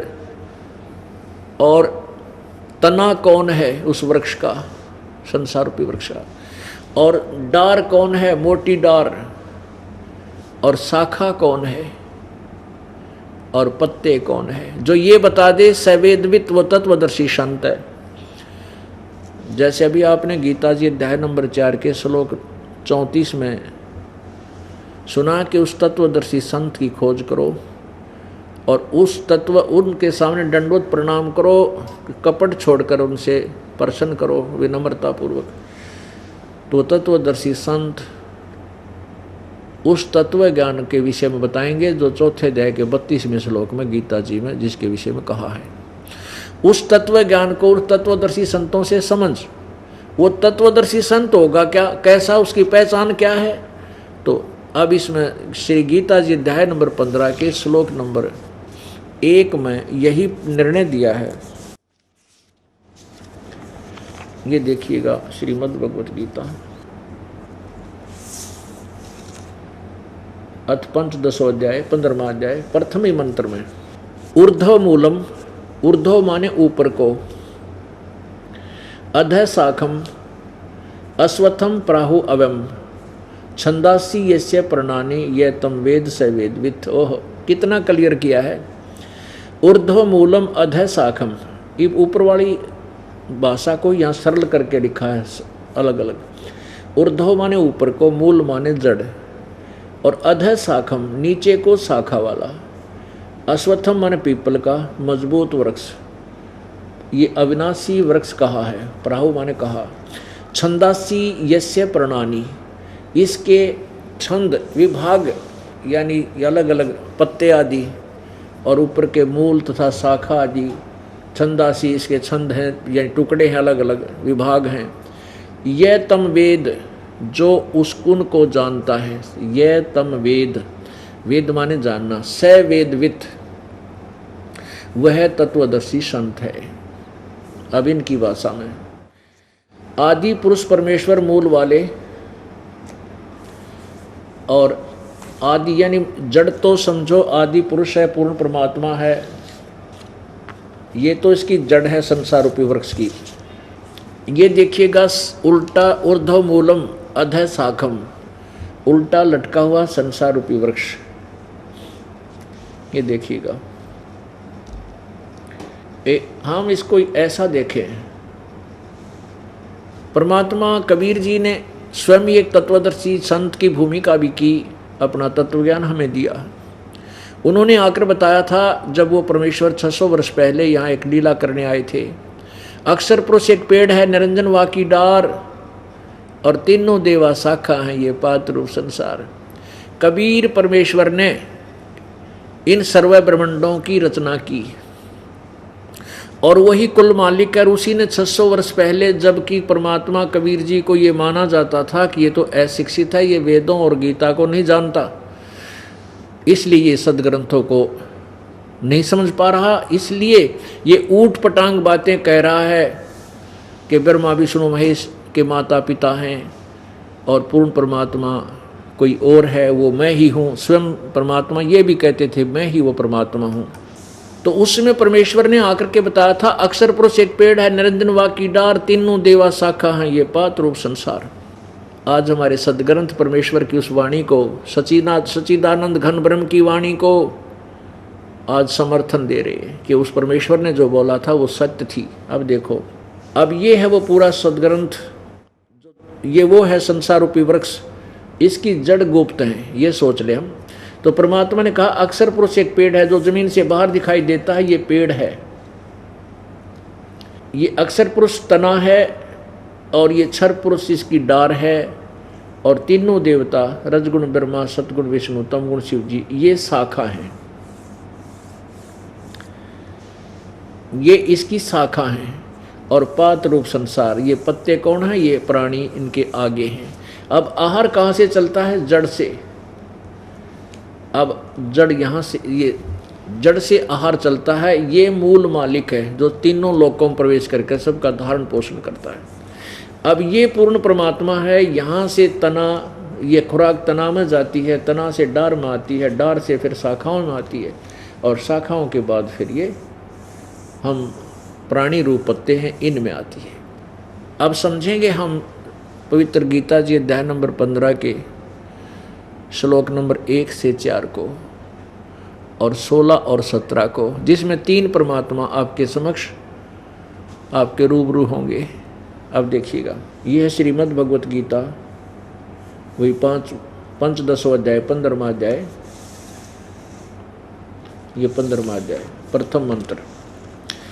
आदि पुरुष परमेश्वर मूल वाले, यानी उस संसार रूपी वृक्ष की जड़ तो समझो पूर्ण परमात्मा है, आदि पुरुष है। आदि पुरुष माने सबसे पहले वाला परमेश्वर। अब ये आदि पुरुष परमेश्वर मूल वाले, अभी आपने ये देखा था, ये उल्टा लटका हुआ संसार रूपी वृक्ष, ये तो आदि पुरुष सच्चिदानंद घन परमात्मा है, पूर्ण ब्रह्म जो जड़ है, मूल है। और नीचे इसने लिखा नीचे शाखा वाला, बस गीता ज्ञान दाता ने संकेत किया है, ऊपर को जड़ और नीचे को शाखा, तीनों गुण जरूर लिखा है, रजगुण ब्रह्मा सतगुण विष्णु, बाकी कोई विवरण नहीं दिया गीता ज्ञान दाता ने। इस पूरे ब्रह्मांडों के बारे में, संसार रूपी वृक्ष के विषय में कोई जानकारी नहीं दे रखी। तो इसमें लिखा है कि ऊपर को आदि पुरुष परमेश्वर मूल यानी जड़ वाले और नीचे को शाखा वाले, इस संसार रूपी वृक्ष को अविनाशी कहते हैं। इस संसार रूपी वृक्ष को अविनाशी कहते हैं। और जो संत इसके सभी विभागों को भिन्न भिन्न बता देगा, सवेदवित, वो वेद के तात्पर्य को जानने वाला है, वो तत्वदर्शी संत है। ये भी निर्णय कर दिया कि तत्वदर्शी संत की क्या पहचान है। ये देखिएगा, अध्याय नंबर 15 का प्रथम मंत्र हम पढ़ेंगे। आदि पुरुष परमेश्वर मूल वाले, ऊपर को जड़ वाला, तो आदि पुरुष परमेश्वर तो समझो इस संसार रूपी वृक्ष की जड़ है, मूल है। और अधः शाखम, इन्होंने ये गलत किया अनुवाद। अधः माने नीचे को, शाखम माने शाखा, इन्हें ब्रह्मा रूप मुख्य शाखा वाले नहीं। इन्हीं के द्वारा अनुवाद देखिए। अब दूसरे मंत्र में, दूसरे गीता जी 15वें अध्याय के दूसरे मंत्र में अधः माने नीचे, अधः माने नीचे, अधः माने नीचे, अधः माने नीचे। तो यहाँ हम अधः माने नीचे कह देंगे, लिख लेंगे।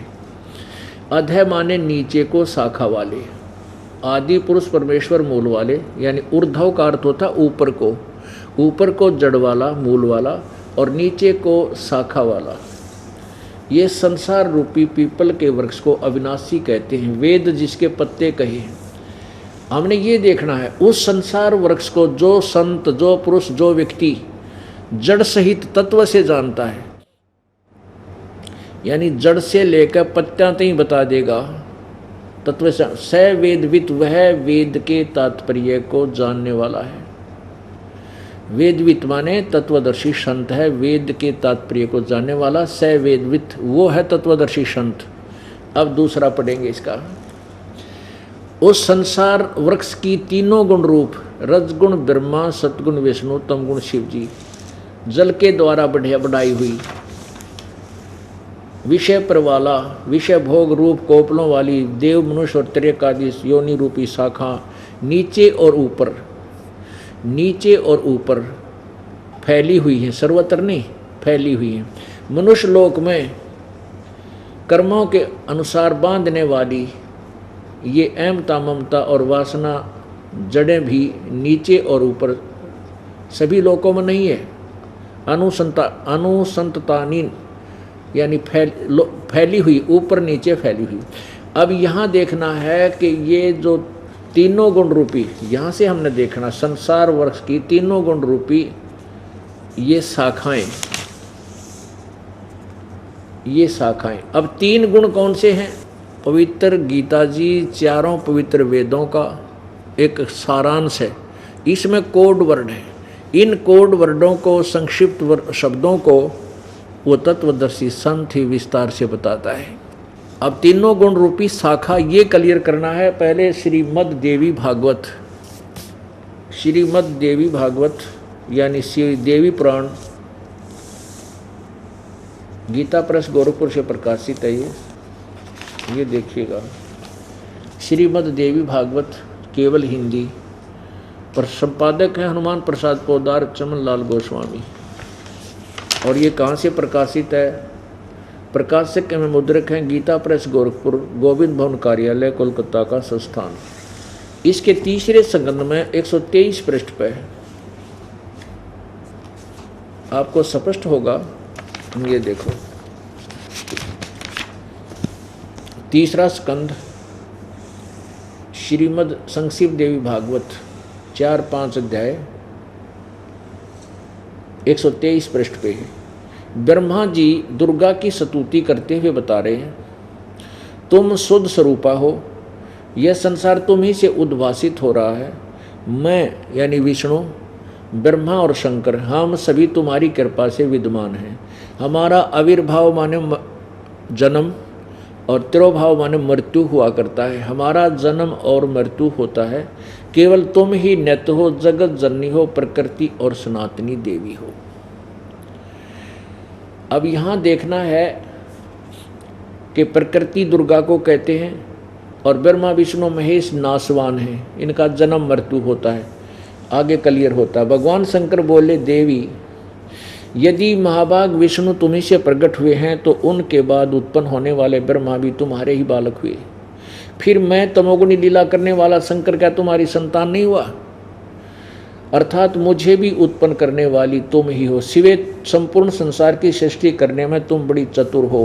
अब यहाँ देखो 3 गुण कौन कौन से हैं। इस संसार की सृष्टि, स्थिति और संहार करने में, संहार में तुम्हारे गुण सदा समर्थ हैं। उन्हीं तीनों गुणों से उत्पन्न हम ब्रह्मा विष्णु एवं शंकर नियमानुसार कार्य में तत्पर रहते हैं। इससे सिद्ध हो गया कि रजगुण ब्रह्मा, सद्गुण विष्णु, तमगुण शिव जी है, तीनों गुणों से उत्पन्न।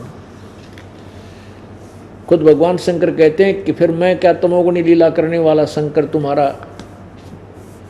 पुत्र नहीं हुआ? इससे क्या सिद्ध हो गया कि रजगुण ब्रह्मा, सतगुण विष्णु, तमगुण शिव जी एक। और दूसरा ये सिद्ध हुआ कि ब्रह्मा विष्णु शिव ये नासवान है, अविनाशी नहीं है। और तीसरा ये हुआ कि इनके माता पिता हैं, या दुर्गा इनकी माता है। और इसी में आगे लिखा है कि ब्रह्म इनका पिता है, ज्योति निरंजन।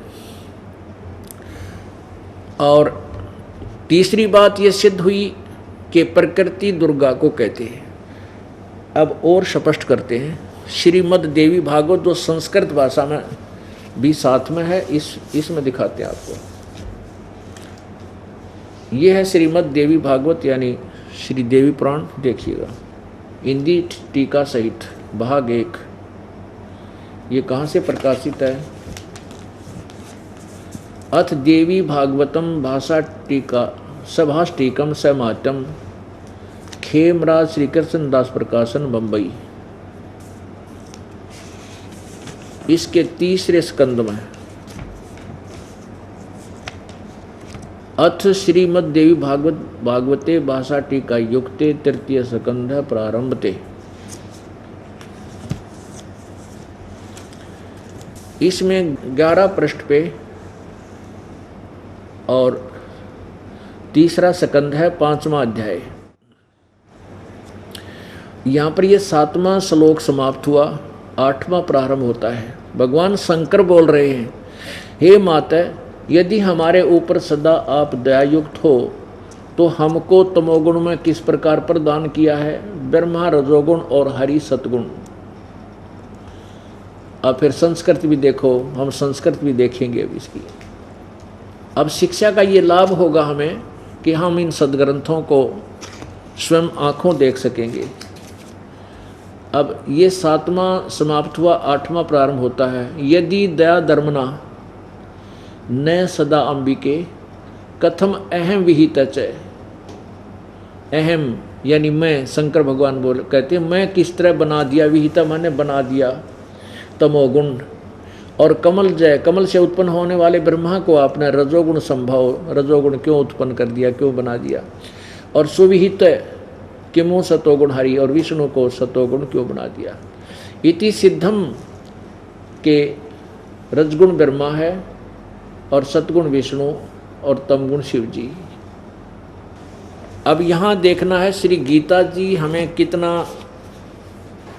अनमोल और निर्णायक ज्ञान दे रही है, लेकिन हम समझ नहीं सके अभी तक, क्योंकि हमारे गुरुदेव जो हिंदू धर्म के गुरुजी थे वो तत्व ज्ञान युक्त नहीं थे। अब इसमें सिद्ध हो गया कि रजगुण ब्रह्मा है, सतगुण विष्णु, तमगुण शिव जी। अब पवित्र गीता जी को हम पढ़ेंगे तो हमारे को ये संसार रूपी वृक्ष की प्रत्येक विभाग समझ में आवेगा। अब देखिएगा, ये पवित्र श्रीमद् भगवद गीता जी अध्याय नंबर 15 का और श्लोक नंबर अब दूसरा देखेंगे। अब दूसरे में है कि उस संसार वर्ष के तीनों गुण रूप रजगुण ब्रह्मा, सतगुण विष्णु, तमगुण शिव जी। अब इसको देखेंगे। अब हमने पुण्यात्माओं इस नए सिरे से पढ़नी है या आध्यात्मिक पढ़ाई, इसलिए रट्टा लगवाना पड़ेगा, बार बार आपको रिपीटेशन करानी पड़ेगी, आवर्ती करानी पड़ेगी इसकी। जैसे बालक को बचपन से ही विद्यार्थी को अध्यापक याद कराते हैं, बोल 2 एकम 2 1 2 दूना 4 2 तिया 6, रोज प्रतिदिन रट्टा लगवाते हैं उनका, जब उनको याद होते हैं। अब ये है वो रजगुण ब्रह्मा, ये शाखा हैं। ऊपर जड़ है ये पूर्ण परमात्मा, ऊर्ध्व मूलम आदि मूल परमेश्वर तो जड़ है, और ये परम अक्षर ब्रह्म है, और ये क्षर ब्रह्म अक्षर ब्रह्म है, यानी अक्षर पुरुष पर ब्रह्म कहो तना, और डार है ये ब्रह्म क्षर पुरुष, सदाशिव भी कहते हैं इसको। और इसके 3 पुत्र हैं, ये 3 शाखा हैं, रजगुण ब्रह्मा, सतगुण विष्णु, तमगुण शिव जी। अब तीनों गुण रूपी उस वृक्ष के तीनों गुण रूपी रजगुण ब्रह्मा, सतगुण विष्णु, तमगुण शिव जी रूपी शाखा, ये देखिएगा फिर वो पवित्र गीता जी और अध्याय नंबर 15 का श्लोक नंबर 2। उस संसार वृक्ष की तीनों गुण रूप रजगुण ब्रह्मा, सतगुण विष्णु, तमगुण शिव जी जल के द्वारा बड़ी हुई नहीं, ये विषय पर वाला शाखा हैं।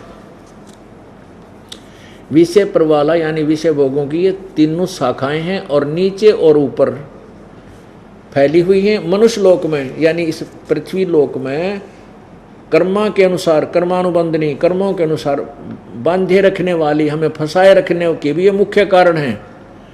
यहाँ मूल आने का अर्थ है मुख्य कारण है, ये हमें यहाँ फंसा कर रखते हैं, और नीचे और ऊपर फैली हुई है तीनों लोकों में। सर्वत्र नहीं है शब्द संस्कृत में, सर्वत्र इन्होंने वैसे लिख दिया, सभी में नहीं है। अब तीसरे में देखो, ओहो, अब गीता ज्ञान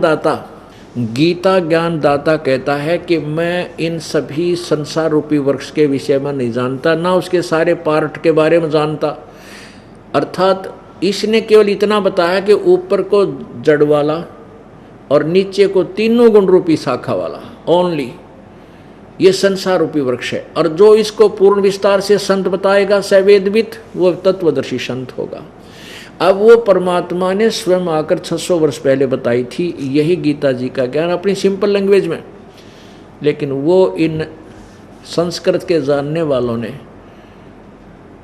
सिर नहीं चढ़ने दी कि कबीर तो एक अशिक्षित है और वो क्या जाने सदग्रंथों के बारे में, गूढ़ रहस्यों को कैसे समझ सकेगा, वो तो अशिक्षित है, वैसे ही अपनी गलत सिद्धांत वर्णन कर रहा है। अब जो परमात्मा ने 600 वर्ष पहले बातें कही थी, जो वाणी बोली थी अपनी अमृत वाणी, वो आज हमारे पवित्र सदग्रंथ उनका समर्थन कर रहे हैं। तो अब हमारे पहचान में आओगा कि भगवान कौन है। वेद बताते हैं कि वो परमात्मा स्वयं आता है अपने तत्वदर्शी तत्व ज्ञान को समझाने के लिए, और अपनी श्रेष्ठ आत्माओं को आकर मिलता है, जो अच्छी अच्छी आत्मा पुण्य आत्माएं होती हैं, उनको अपना गवाह बनाता है। और अब इस तीसरी पीढ़ी जो अब ये पिछली पीढ़ी में हम परमात्मा को पहचान सकेंगे। निकाल ने परमात्मा को बिल्कुल हमसे छुपा रखा है, नामो निशान मिटा रखा था भगवान का। कहते हैं मुल्ला माया मग में बैठी हंसा चुन चुन खाई, ये ज्योत स्वरूपी कहे निरंजन में ही करता भाई। एक न करता दो ना करता नो ठहराए भाई, 10वां भी धुंधर में मिल जा सत्य कबीर दुहाई। क्या बता रहे हैं परमात्मा कि ये ज्योत निरंजन, ये ब्रह्म, ये एक सदाशिव कहता मैं भगवान हूँ, और भगवान को इसने मिटा रखा, कति खत्म कर रखा है, उसका नामो निशान मिटवा रखा है। अब वो परमात्मा आकर ही अपने उस सत्य ज्ञान को अपने तत्व ज्ञान को प्रचार करता है जो 600 वर्ष पहले करके गया। ये दास कोई अभिमान नहीं कर रहा कि मुझे बहुत बड़ा ज्ञान हो गया, नहीं। इस दास को वो बनी बनाई खीर मिल गई जो कबीर भगवान 600 वर्ष पहले बना कर रख कर गए थे, और अब ये दास संदेशा दे रहा है कि आप ये खाओ, ये अनमोल वचन परमात्मा के ये बने बनाए रखें। इन सदग्रंथों का निष्कर्ष परमात्मा ने साधारण भाषा में किया हुआ था। अब उस परमेश्वर के तत्व ज्ञान को एथेंटिक ज्ञान सिद्ध करने के लिए इन सदग्रंथों से का सहारा लिया जा रहा है। अब इनके अंदर प्रमाणित है तो हम सभी मान जाएंगे कि कबीर जी ने जो कहा वो सत्य है। अब इसमें क्या बताया है कि गीता ज्ञान दाता ने केवल इतना ही बताया है कि ऊपर को जड़ और नीचे को तीनों गुण रूपी शाखा, ये उल्टा लटका संसार रूपी वृक्ष है। जो इसको सभी पार्ट सहित जानता है वो तत्वदर्शी संत है। और स्वयं कहता है कि अब इस संसार रूपी वृक्ष के विषय में मैं तुझे यहाँ विचार काल में गीता के ज्ञान में मैं पूर्ण नहीं बता सकता, मुझे ज्ञान नहीं है। गीता ज्ञान दाता कहता, देखिएगा ये तीसरा अध्याय नंबर 15 का श्लोक नंबर 3, अध्याय नंबर 15 और श्लोक नंबर 3। इस संसार वृक्ष का स्वरूप जैसा कहा है वैसा यहाँ विचार काल में नहीं पाया जाता। यहाँ विचार काल कौन सा? जो गीता का ज्ञान मैं बोल रहा हूँ, ये गीता ज्ञान दाता कहता है, ये इस संसार रूपी वृक्ष का स्वरूप जैसा कहा है वैसा यहाँ विचार काल में यानी तेरे मेरी डिस्कशन में नहीं पाया जाता। मैं नहीं समझा सकता, न तो इसका आदि है और न अंत है, और न ही इसकी अच्छी प्रकार से तिथि है। इसलिए इस सुविरुद्ध मूलम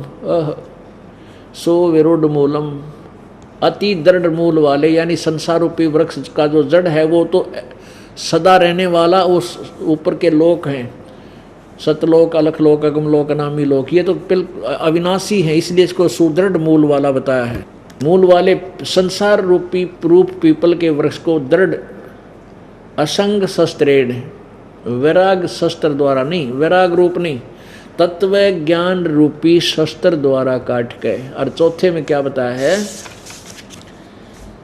अब तत्वदर्शी संत की खोज करने के बाद, तत्वदर्शी संत से ज्ञान समझने के पश्चात, उसके पश्चात उस परम पद परमेश्वर की उस परम पद परमेश्वर को भली भांति खोजना चाहिए जिसमें गए हुए साधक पुरुष फिर लौटकर संसार में नहीं आते।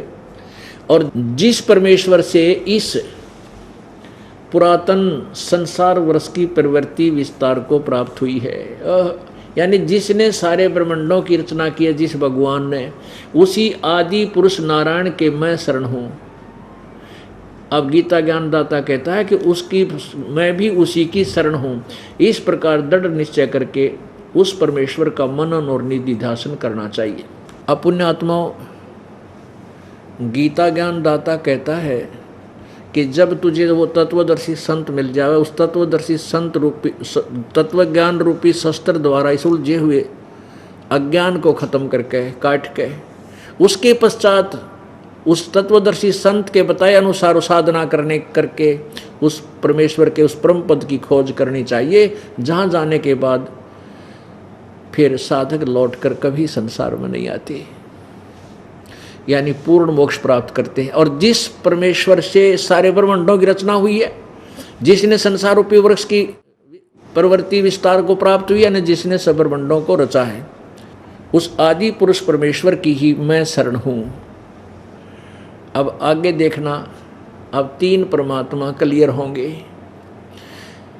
गीता जी अध्याय नंबर इसी 15 के श्लोक नंबर 16 और 17 में 3 भगवान न्यारे न्यारे देखिएगा।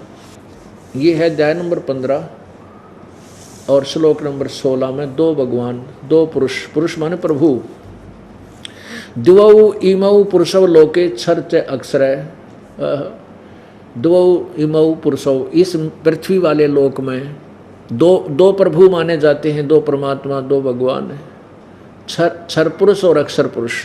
क्षर अक्षर, शर, इसको वैसे उच्चारण करते हैं शर, लेकिन हम समझाने के लिए इसको देसी भाषा में बोला, अपने संत भाषा में क्षर पुरुष और अक्षर पुरुष। क्षर पुरुष ये ब्रह्म है, अक्षर पुरुष ये परब्रह्म है, ये डार है, ये तना है। एवं च क्षर सर्वाणी भूतानि कटुस्थ अक्षर उच्यते। अब क्या बताया कि इन दोनों भगवानों के लोक में सभी प्राणियों का स्थूल शरीर तो नाशवान है, क्षर है, और जीवात्मा अविनाशी। अब इन्हीं के शब्दों में अनुवाद देखिएगा गीता प्रेस वालों के द्वारा। इस संसार में नाशवान और अविनाशी, अक्षर का अर्थ इन्होंने अविनाशी लिखा है और क्षर का अर्थ नाशवान, भी दो प्रकार के पुरुष हैं। पुरुष माने प्रभु, पुरुष माने परमात्मा है, भगवान है, स्वामी है, संपूर्ण। और इसी प्रकार संपूर्ण प्राणियों के शरीर नाशवान है और जीवात्मा अविनाशी है।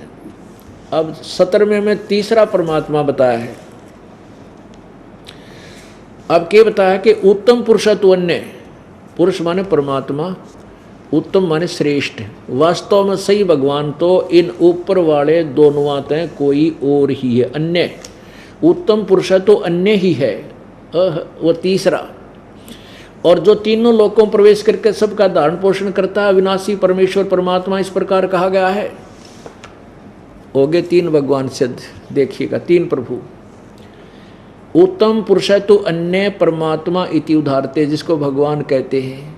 और ये लोग तरनम आविश्य विभर्ति, तीनों लोकों में प्रवेश करके सबका धारण पोषण करता है। यहीं से खुराक चलती है, जड़ मूल भगवान तय संसार रूपी वृक्ष को आहार मिलता है। तना माया, तना से, तना ये अक्षर पुरुष है, ये देखिएगा, ये तना अक्षर पुरुष है। और ये ब्रह्म डार क्षर पुरुष, ये काल ज्योति निरंजन ब्रह्मा विष्णु महेश का पिता है। और ये रजगुण ब्रह्मा सतगुण विष्णु तमगुण रूपी शाखा है। और हम पात रूप संसार। अब देखो कितना क्लियर कर दिया परमेश्वर कबीर जी ने।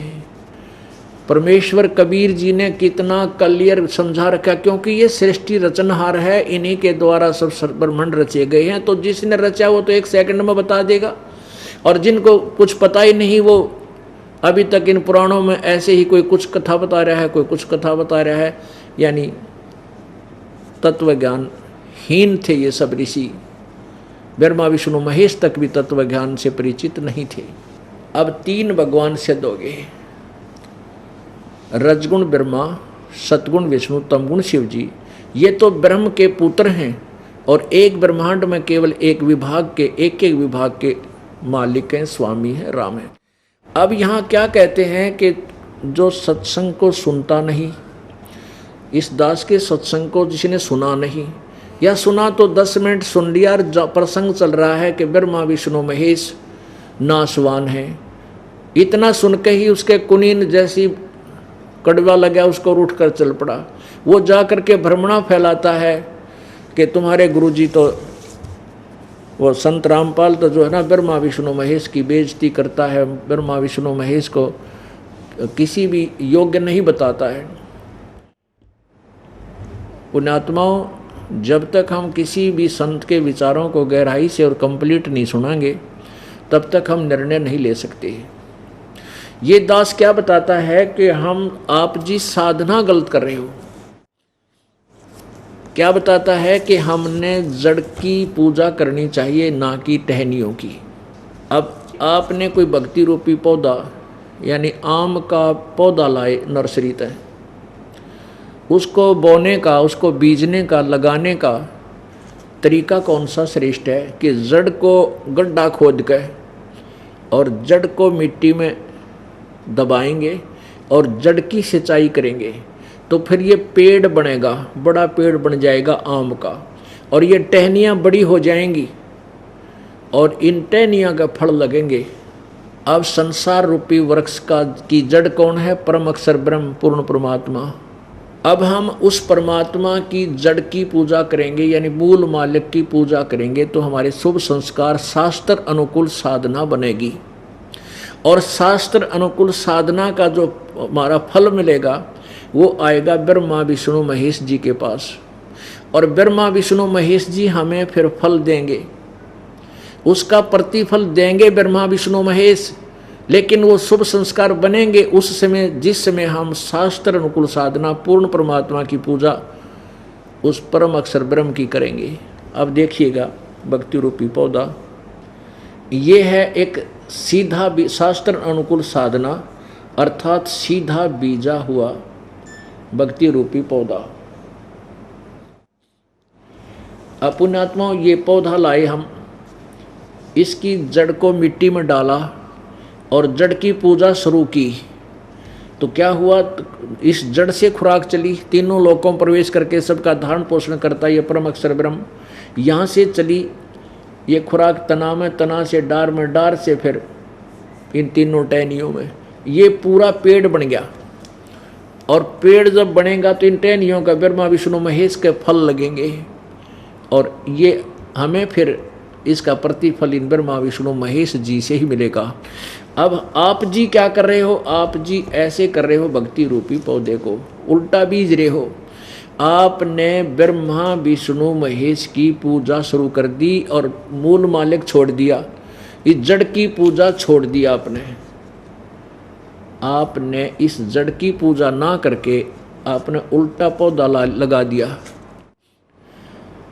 अब परमात्मा यही कहना चाहते हैं, एक के साध है सब सद है, एक के साध है, एक के साधने से सब सद जाएंगे, और सब साधे सब जावे।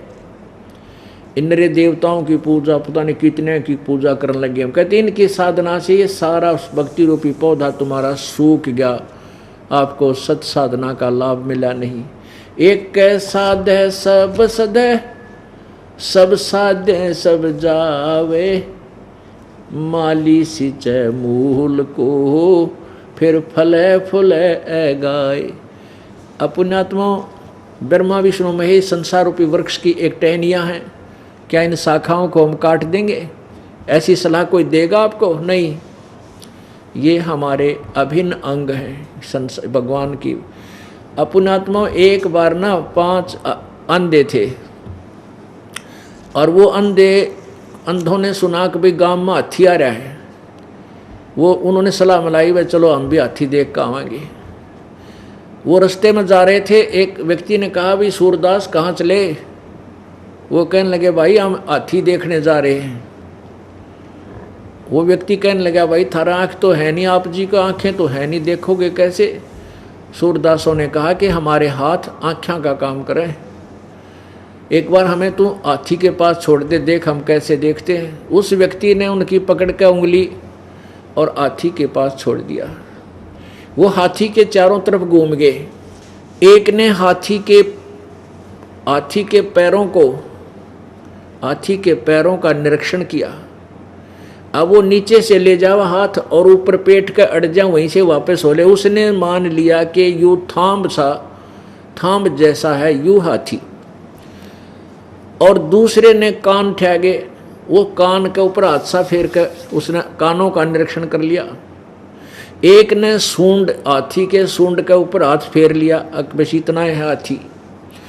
एक ने दूम यानी पूछड़ पकड़ के उसके ऊपर निरीक्षण कर लिया कि बस इतना हाथी होता होगा, इतना हाथी है।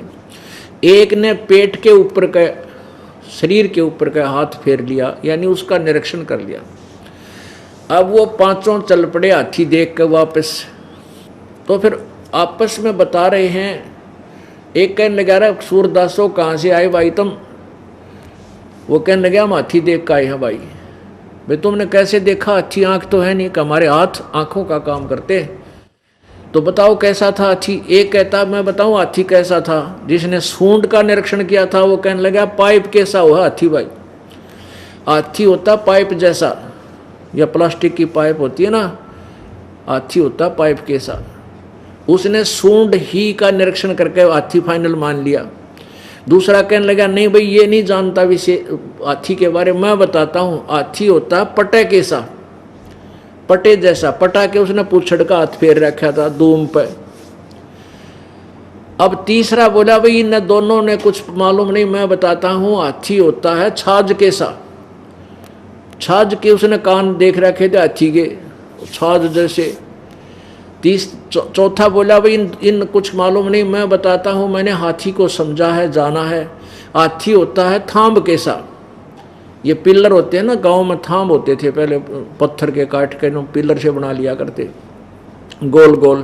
तो वो कहने लगा, चौथा कहने लगा भाई हाथी होता थाम कैसा, थाम जैसा। पांचवा बोला भाई मैं बताता हूँ, इनको पता नहीं, हाथी होता बटोड़ा कैसा। उसने पेट पर हाथ फेर रखा था, हाथी का ऊपर गए। बटोड़ा हरियाणा में एक उपले धरण का गोस्से छटोक कराया करें गोस्या ने उपलों को, और उसके ऊपर का फिर गोबर का ही लेप कर देते हैं मोटा मोटा, वो बड़ा खरदरा सा होता है। तो जिसने पेट पर का हाथ फेर रखा था शरीर, उस शरीर पर का, वो कहता हाथी होता है भाई बटोड़ा कैसा। तो ये अब उनको आँखें वाले ने बता रहा है, भले मानसो ये सारा मिला का हाथी है, तुम नारे नारे पार्टिन के बनाए बैठे हो। तो पुण्यात्माओं, ये संसार रूपी वृक्ष, ये सारा मिलकर ही प्रभु की लीला है। इसको हम नहीं समझ सके क्योंकि हमें ये तत्वदर्शी संत यानी आँखों वाला वो संत नहीं मिला था, भगवान नहीं मिले थे। कहते मोती मुक्ता दर्शत नाही, ये जग है सब अंदरे, दिखत के तो नैन चसम, इनका फेरा मोतिया बंदरे। अब यही वो गीता जी 5500 वर्ष हो गए इसको लिखे ने, और वही वेद हैं, 5500 वर्ष वेदों को हो गए लिपिबद्ध हुए ने। आज तक इन गीता जी के अनुवाद को कोई समझ नहीं सका, इसके लेखक भी अनुवादकर्ताओं की कोई गिनती नहीं। इसका क्या कारण था कि तत्व ज्ञान न होने से सबको अज्ञान रूपी मोतिया बंद हो चुका था। कबीर परमेश्वर जी ने आकर के हमें ये मोतिया बंद का ऑपरेशन करने के इंस्ट्रूमेंट बताए, ये तत्व ज्ञान दिया, जिससे हमारा मोतिया बंद अब ख़त्म हो गया, और आप जी का भी हम ख़त्म कर देंगे, क्योंकि ये ऑपरेशन सतलोक आश्रम बरवाला में ही हो सकता है, इस पृथ्वी पर कितना नहीं। तो इसलिए अपना भी अज्ञान हटवाओ और दूसरे पुण्यात्माओं को भी बुला बुला कर लाया करो, आपका कल्याण होगा। बोलो सतगुरुदेव की जय। नमस्कार सर। सत्संग भगत जी। सर क्या नाम है आपका? राजू दास नाम है जी। सर कहाँ से हैं आप? मैं जिला गोरखपुर से हूँ, उत्तर प्रदेश से। सर संत रामपाल जी महाराज से नाम दीक्षा आपने कब ली? संत रामपाल जी महाराज जी से नाम दीक्षा मैंने 19 मार्च 2018 को लिया है। सर संत रामपाल जी महाराज से नाम दीक्षा लेने से पहले आप क्या भक्ति साधनाएं करते थे? संत रामपाल जी महाराज के चरणों में आने से पहले मैं निरंकारी मिशन में था। 25 साल मैं निरंकारी मिशन में सत्संग करता था।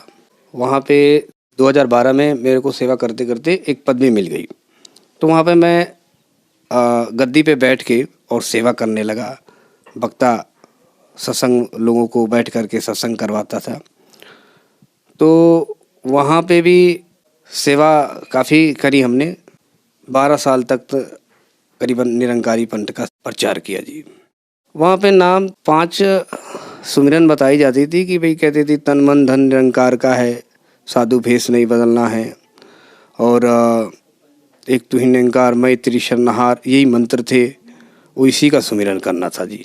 सर आपने बताया कि आप 25 साल से निरंकारी पंथ में जुड़े हुए थे। लास्ट के 12 साल तक आपने निरंकारी पंथ का प्रचार किया। वहाँ पर आपको एक सेवा दे दी गई कि आप वहाँ सत्संग करने लगे। तो सर हम आपसे एक बात जानना चाहते हैं कि जब निरंकारी पंथ में 25 साल रहने के बाद और 12 साल तक निरंकारी पंथ का प्रचार करने के बाद, तो फिर ऐसा क्या कारण बना कि आप निरंकारी पंथ को छोड़कर संत रामपाल जी महाराज की शरण में आए?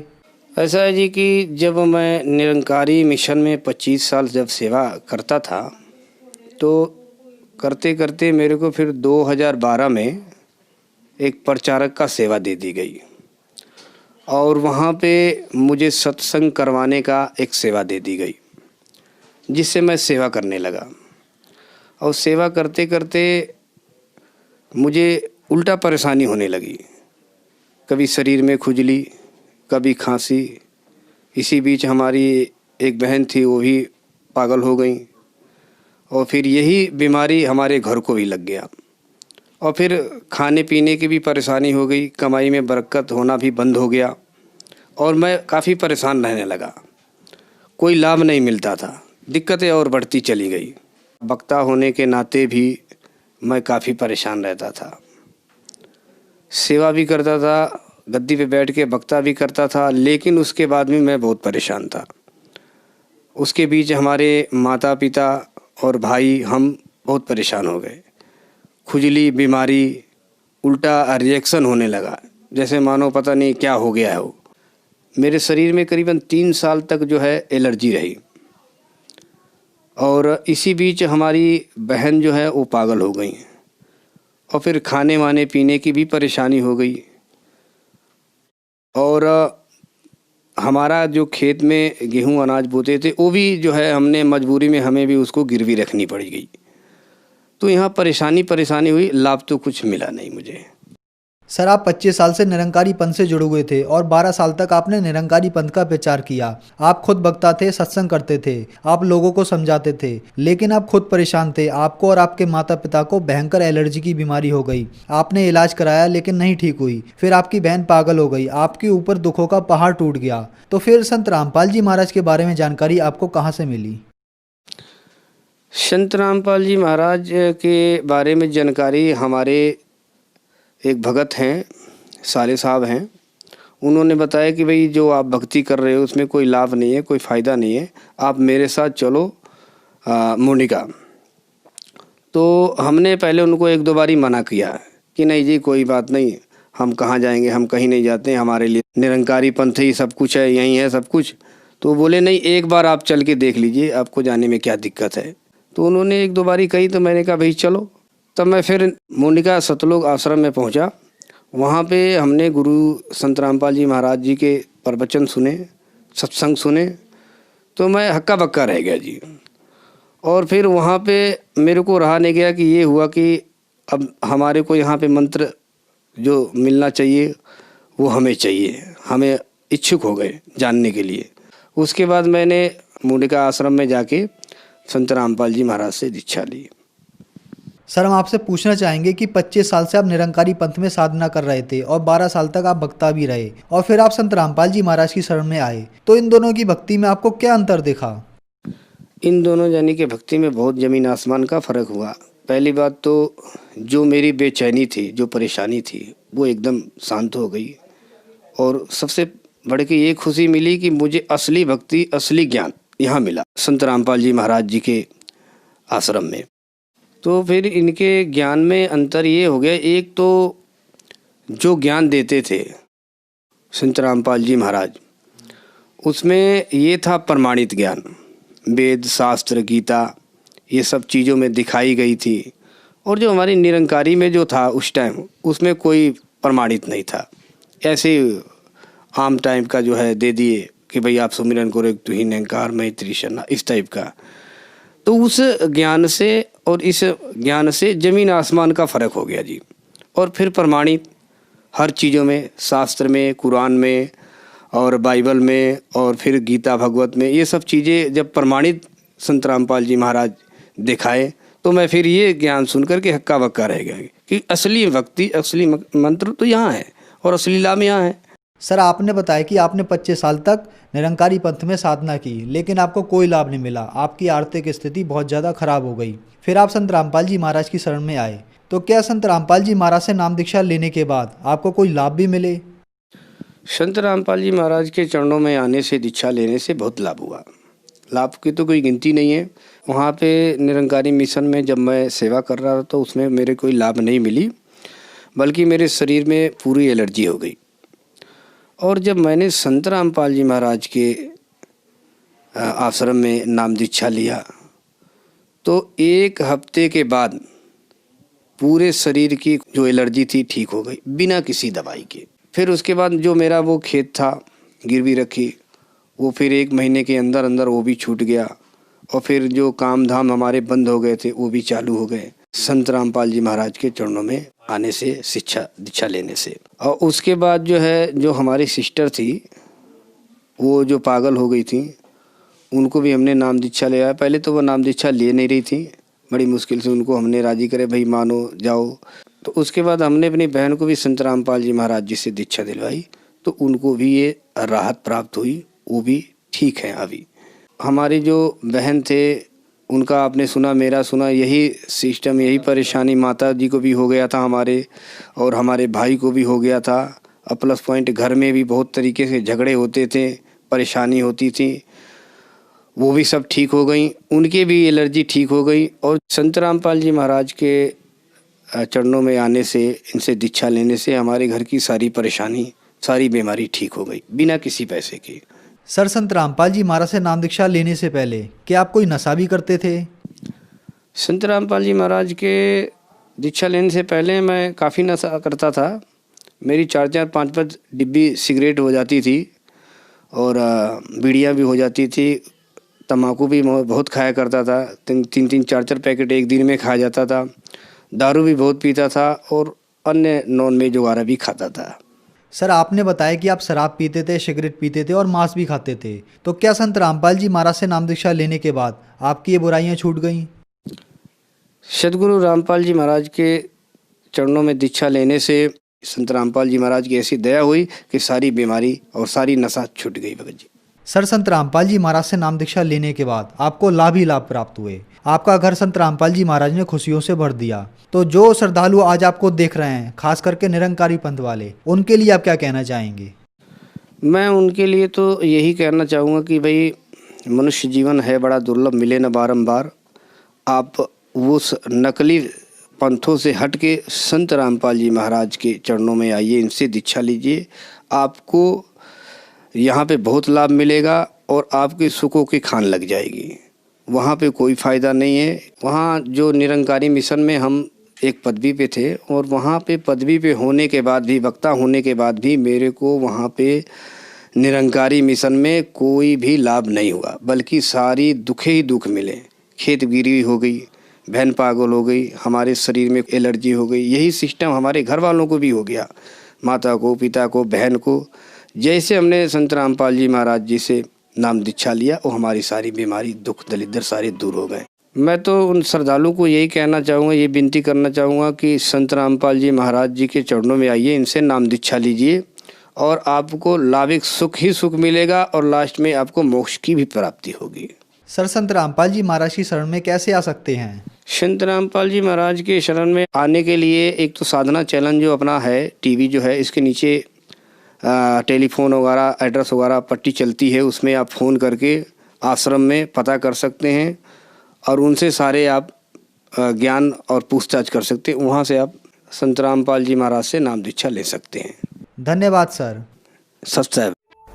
बोलो सतगुरुदेव की जय हो।